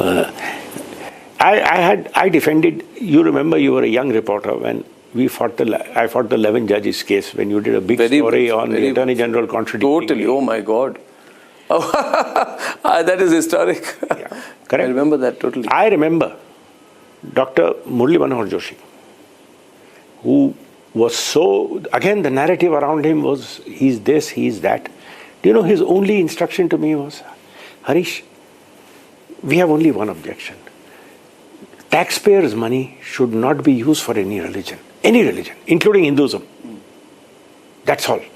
Everything else, we fully support all minority institutions. No fight with them. But is FCRA amendment anti-Christian? I am telling you. Is FCRA amendment I am attacking this whole narrative of this lens through which we start looking at things. Is it anti-Muslim? Is it anti-Christian? Is it anti-this? Correct. It's a law to control money coming into India. This is against churches. This is against mosques. This is against gurdwaras. Then explain one thing to me so that this matter is settled. And viewers, in this new bill, scheduled purposes for registration, see Rule 9(1)(b), the controversial part. This is the part you can see, we got this all marked in yellow, 4 references to proselytization, where it says that you are going to have to tell the government what the money is going to be used for. And the various categories are religious, cultural, economic, educational, and social. Correct. It also mentions who cannot receive. Correct. I'll come to the who cannot receive part later. Yep. But it is written under religious that you can do almost everything. Of course. You can, for example, and this we need to clarify because this has been going on and on. I get irritated that you can't send money for faith. No, you can send money to promote faith. If you want to construct a mosque, you can. If you want to construct a church, you can. If you want to help in the preservation of Islamic or Christian theology, you can. The only thing that is not being allowed, repeatedly they say, excluding proselytization. Excluding proselytization. Why is this being specified? Is this aimed at Christians only? No. And how does one define proselytization? For example, suppose you study in a Jesuit school. Yes. Right? I have for a few years. And suppose you study in a Jesuit school and you go through a catechism class, which you can, even as a non-Christian. And suppose later you convert your religion. You become a Christian in your adult years. Will it be inferred that the school was trying to proselytize you? And would that put the school and the institution on the defensive? Not at all. Not at all. See, let's be very clear of what is allowed, what is not allowed. Yeah. We all have freedom of conscience. You do. Correct? Yeah. Today, I may be born into one religion. I may choose to follow another religion. That's my freedom of choice. Right. Today, I am entitled to tell the world that I am a devout Buddhist, devout Christian, devout Muslim. Correct. And I think that this is the greatest religion. Yep. Correct? There's no problem with that. No problem. What I should not say is criticize another person's religion, because that creates bad blood. And that has nothing to do with proselytization. What happens is giving undue inducements. There is poverty in India. Even now, a very significant percentage of our population lives in poverty in tribal areas. And my father was a member of parliament from Baitul. And this is not the present constituency. Present constituency which Mr. Kamal Nath was representing, I don't know who represents it now, is Baitul Chhindwara. His original constituency didn't have Chhindwara, it had some other remote areas, Damo and this. I've, as a 13, 14-year-old, gone with him in a jeep.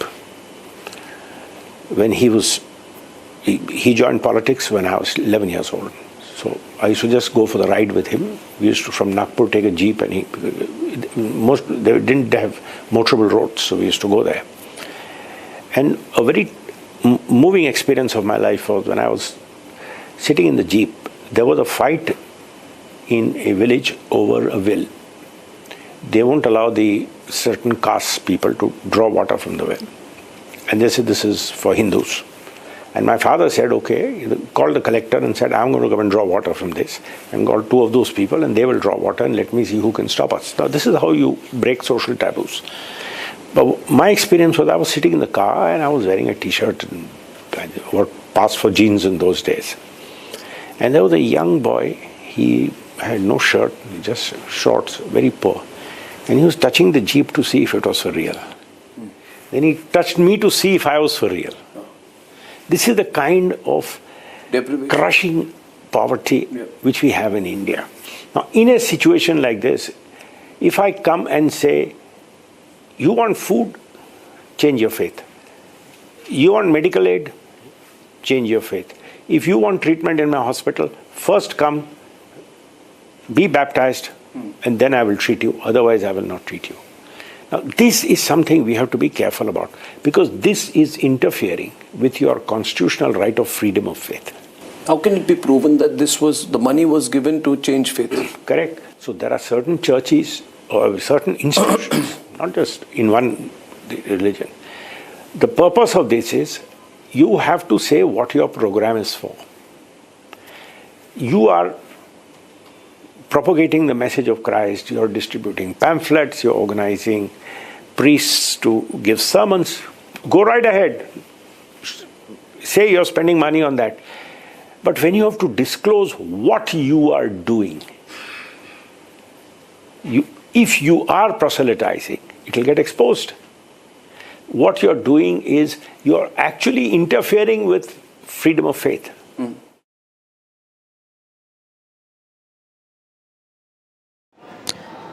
Viewers, we have breaking news coming in right now. There's official statement that is coming in from the Government of India, from the Civil Aviation Ministry over the investigation into the mid-air scare Phuket to Delhi flight. And the breaking news is that the government says AAIB has taken up the investigation of the matter as per protocol. And this is the breaking news we have right now. AAIB is the Aircraft Accident Investigation Bureau. And it has taken up the investigation as per protocol. Participation of state of design and manufacture is part of the probe. So participation of the manufacturer is also part of the probe. Let me just read it out for you, the operative parts. Now, what we understand as far as this is official statement of the government is concerned. It says that based on the information received from the DGCA and the nature of the occurrence, AAIB has taken up the investigation in accordance with the applicable provisions and ICAO protocols. The requisite notifications have been made to ICAO and the concerned state. Now, viewers, this is coming in after the sources have informed Republic TV that the second dope test was confirmed positive of the pilot in command. And in fact, even Republic TV brought to you the story of how the first test, that was the primary screening after arrival, was conducted, and that was also non-negative. There were many voices that deemed it as something which has to be differentiated from toxicology and not being in the state to fly, or rather if we talk about being in an inebriated state. But this is now, viewers, getting very, very serious as the second dope test has now confirmed a positive report. So the Civil Aviation Ministry today has also summoned the outgoing CEO Campbell Wilson as well, and he was today summoned by the Ministry of Civil Aviation and the DGCA, and this of course had turned the heads that what has really happened. The second test report not being made official, let me tell you, but particularly it mentions as per our sources that the pilot was under the influence of marijuana, that he had smoked marijuana. And this is a 300-foot drop in the air that we're talking about. So even if there are multiple reports that indicate there could be technical slacks, that there was a hydraulic failure, so on and so forth, the fact that a pilot is trained to respond to that, was he not in the condition to respond to that?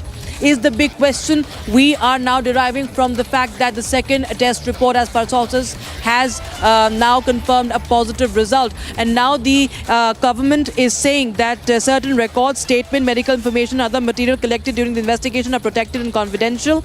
They're also saying sole of the AAIB is presently engaged in systematic collection, preservation, examination of all relevant technical, operational, and medical and human factor evidences.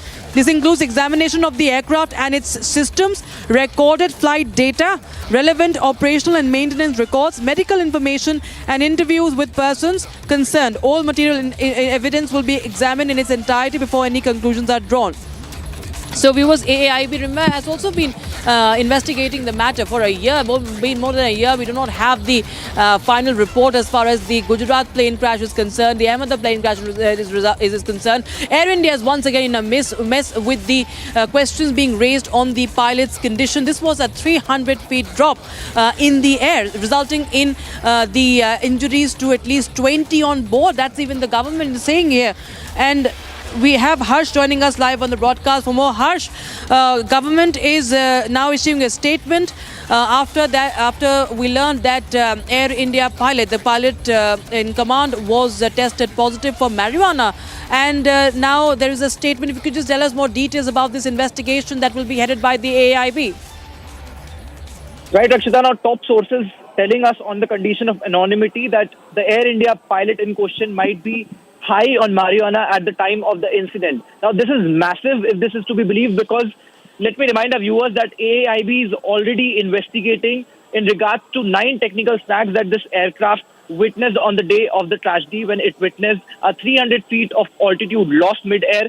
Now we are also learning that the pilot might be high on marijuana, because this is the case of substance abuse, because the sources are also telling us the second toxicology report of the Air India pilot has turned out to be positive. This is a big breaking news, because if this is a case of substance abuse, this might have happened. The sequence of events might have had happened in a case, because the 9 technical snags also include the disengagement of autopilot mid-air, and when the autopilot mode of the aircraft might have got disengaged, the pilot might have not been in a prompt stage because he was already high on a psychoactive substance, and that is exactly might be the reason why this aircraft witnessed a 300 feet of free fall mid-air above the skies of Odisha. And this is exactly what the skies of Odisha, and this is exactly what the DGCA sources have earlier informed us. In fact, this is a news break that the second toxicology report of the Air India pilot has come out to be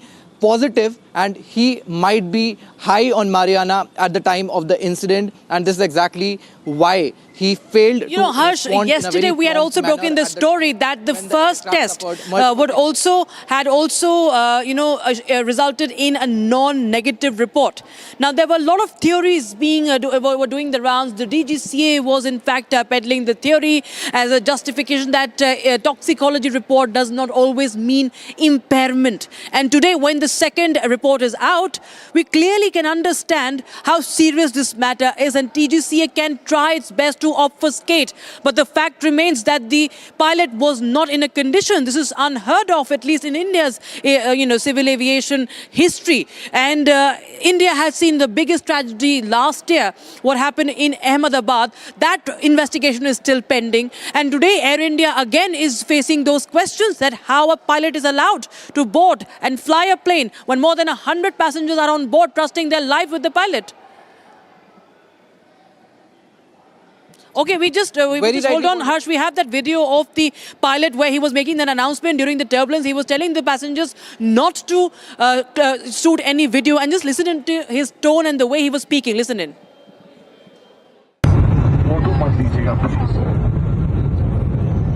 बस रात का 72 बज जाएगा, समझ रहे हैं? हमारे लिए सबके ये हमारी गलती नहीं है, हवा का चुकता है, हमको समझ नहीं है क्या? क्रूज हमारा क्रू खुद इंजर्ड है। अगर आपने फोटो नहीं सोशल मीडिया डाली, आपको पता है आजकल किस तरह सूलीबल 1 मिनट नहीं लगता लटका देते हैं। तो इंसानियत के तौर पर हमारा आपका विषय सुरक्षित रखिए प्लीज। 40 मिनट और की बात है, we are landing into Delhi, where you will have the best treatment possible. जाएगा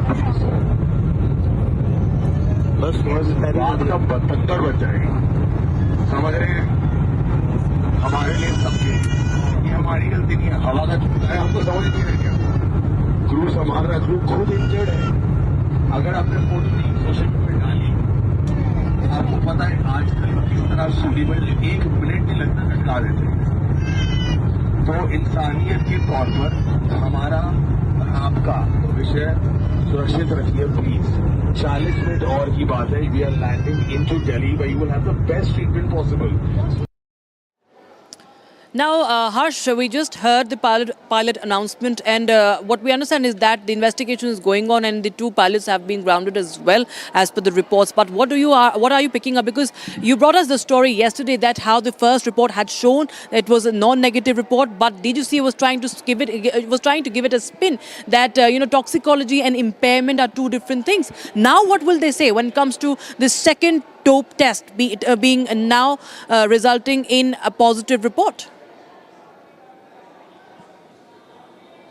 Right, Rakshita, now this in all possibility is a cover-up story because we clearly saw in the video what the pilot is trying to do. He's asking those on board to stop recording, to stop shooting videos because this might end up causing a lot of trouble not just for the pilot but for the airline itself because this in all likelihood now is a case of substance abuse because the second toxicology report turning out to be positive is a massive news break in itself. Now, sources also telling us that the pilot in command, that was in fact in command of the Phuket New Delhi Air India flight that lost nearly 300 feet in altitude, was high on marijuana at the time of the incident. Now, this is a massive news break also because of the fact because the DGCA was found to be covering up the story yesterday, where they say that toxicology and impairment are 2 different issues. So if I quote the DGCA officials here, it clearly means that even if a pilot is high on some substance, if he is high on a substance, that does not clearly mean that he is impaired to be in command of a flight that is nearly carrying hundreds on board.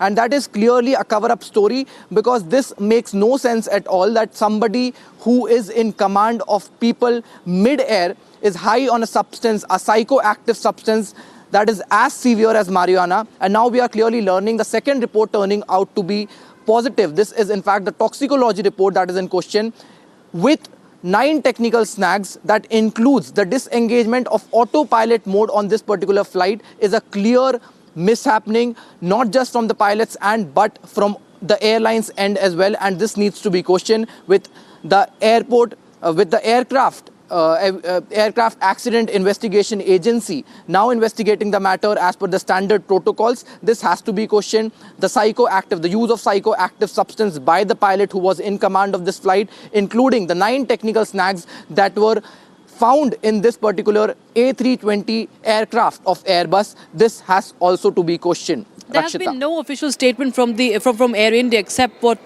Campbell Wilson who had just said that I came here to, because I was called in, and he made a very plain vanilla statement. But what are you picking up as far as the grilling of the outgoing CEO Campbell Wilson is concerned? Because the Civil Aviation Ministry had summoned him today.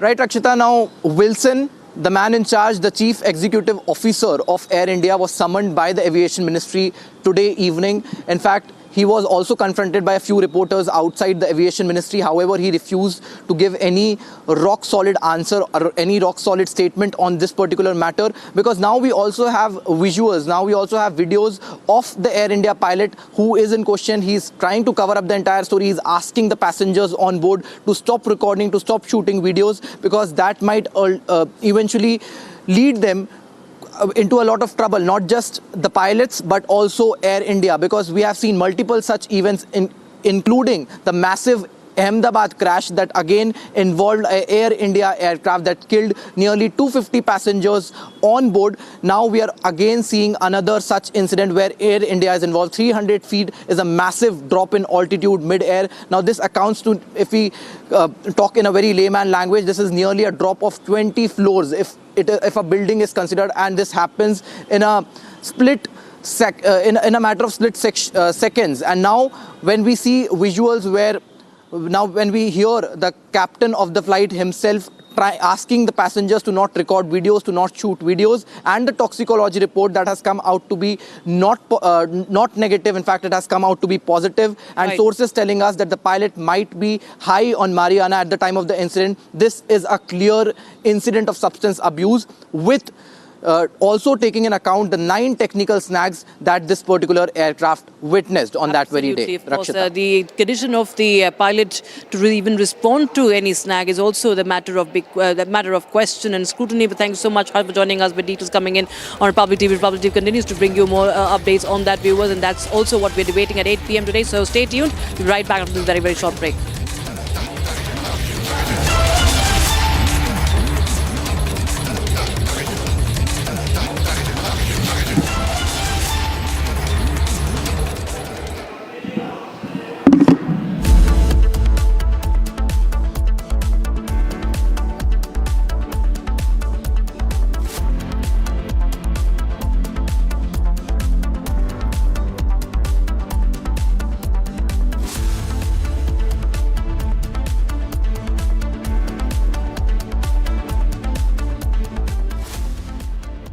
Co-powered by Century HTF Premium Plus, Hare boat का असली boss.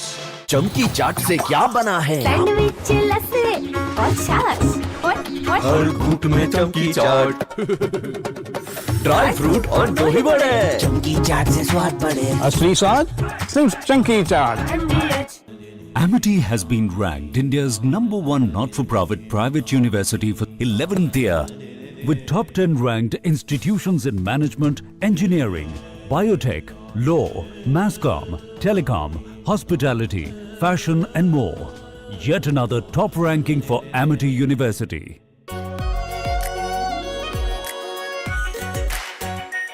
Our pure Shahi Paneer Masala. Delicious, healthy, every day. I wake up wearing someone else again. Don't let it slip. I'm losing. I don't wanna be safe anymore.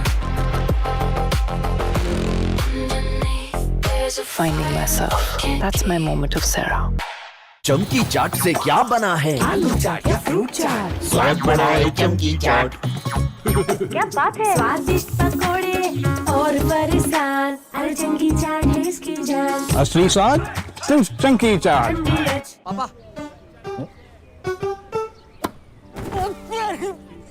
Sorry यार, गलती हो गई है। ये चोट खर्चा वर्चा। अरे लास्ट बॉल पे छक्का भी तुम्हारा। छक्का? सब कैशलेस हो गया है। हाँ। ला भाई मेरा बैट। वो अभी तो ठीक हुआ तू। जो डिस्चार्ज हुआ यार। बैट किसका है? टाटा AAIG है तो भरोसा है। आर प्योर सूजी पास्ता उबालो मिलाओ और खाओ 8 मिनट में तैयार। क्या टेस्ट है सबका राजा आर प्योर मसाला। ऑक्टोरोमा मैनुअल वाइंडिंग 4 लोगों के पास है। कुछ इससे भी अनोखा। कमला पसंद सिर्फ एक अनोखा स्वाद। कमला पसंद पान मसाला। चमकी चाट से क्या बना है? सैंडविच लस्सी और छाछ और हर घूंट में चमकी चाट। अब बताओ स्वाद आया? आया। असली स्वाद सिर्फ चंकी चाट। केसरिया से मन जोगी हुआ रे, दिल झूमे देखो मतवारा हुआ रे। केसरिया से मन जोगी हुआ। हर पल बनाओ केसरी त्योहार। विमल, बोलो जुबान केसरी। कुछ तो सस्ता लो, सब बढ़िया लो। इसमें क्या खास बात है? थोड़े में ज्यादा स्वाद, यही तो है इसकी खास बात। सबका राजा आर प्योर मसाला।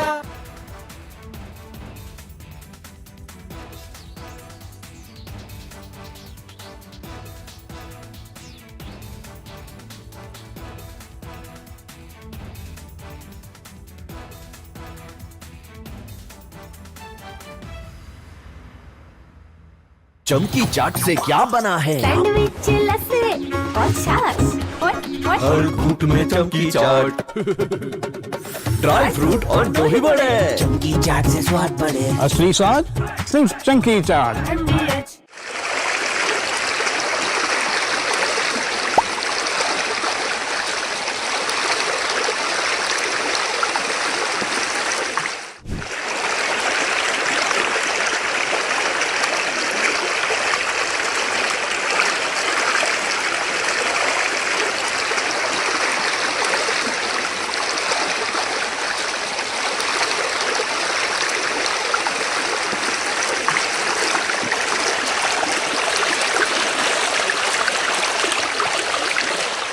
सारा असम का स्थिति बहुत खराब है। नाजिरा, शिवसागर, सरायदेव, मंगलदोई, जागीरोड, उसका बाद खुमताई में भी 4-5 दिन से वो धनसिरी जो रिवर है वो बढ़ गया है और इसीलिए बहुत गांव में पानी घुस के आदमी को रिलीफ कैंप में रहना पड़ा है। जो सरकार ने रिलीफ कैंप बनाया है उसमें लोग बैठा है और बहुत बुरी हाल हो गया है। Devastating flood which caused affected 1,66,000 people of our Jorhat district in 304 villages. Casualty number is 9. Number of relief camps were 39, and total number of inmates in the camp is 9,659. So more than 17,000 animals washed away, and total affected numbers of animal 1,18,000. So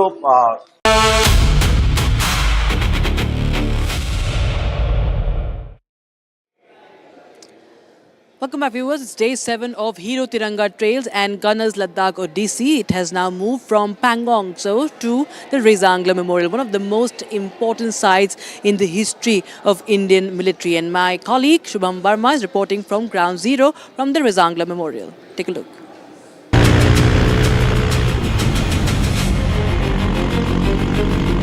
hero तिरंगा trails और Gunners Ladakh Odissi अब आप पहुंचे हैं रेजांगला, एक ऐसी जगह जहां पे लद्दाख की सीनिक ब्यूटी और लैंडस्केप्स सीधा जुड़ते हैं भारत मिलिट्री के उस ऐसे ऐतिहासिक चैप्टर से जहां पे भारत ने चाइना के ऊपर युद्ध में विजय प्राप्त की थी।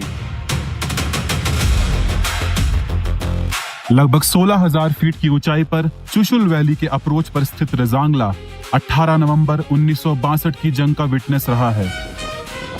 यहीं 13 कुमाऊं की सी कंपनी ने मेजर शैतान सिंह के लीडरशिप में ओवरवेलमिंग ऑड्स के सामने अपनी पोजीशन डिफेंड की थी। आज भी रेजांगला का नाम करेज, ड्यूटी और मिलिट्री वेलर की कहानी के साथ साथ लिया जाता है।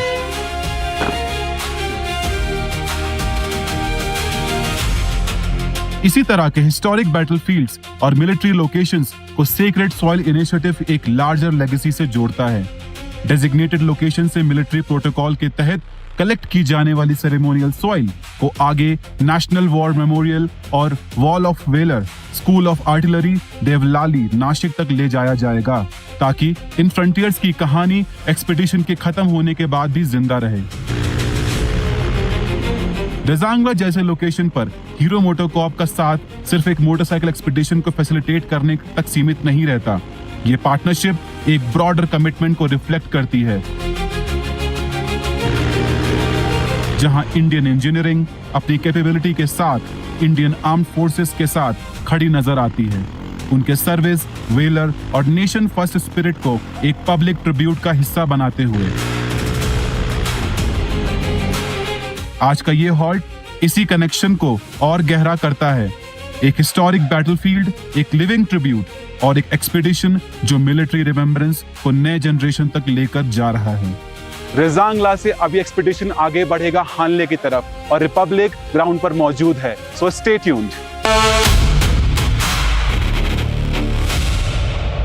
को-पावर्ड by century HTF premium plus, हरे बोट का असली बॉस। चमकी चाट से क्या बना है? सैंडविच, लस्सी और छाछ। हर घूंट में चमकी चाट। अब बताओ, स्वाद आया? आया। असली स्वाद सिर्फ चंकी चाट। बेस्ट हरा बोर्ड दिखाना। सबसे dependable Century HDF premium plus. Trial लूंगा। श्योर। वाटर रेजिस्टेंट है, स्ट्रॉन्ग है,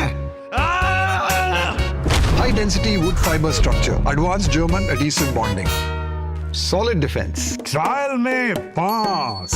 सेंचुरी के 40 सालों का भरोसा, हरे बोर्ड का असली boss, Century HDF premium plus.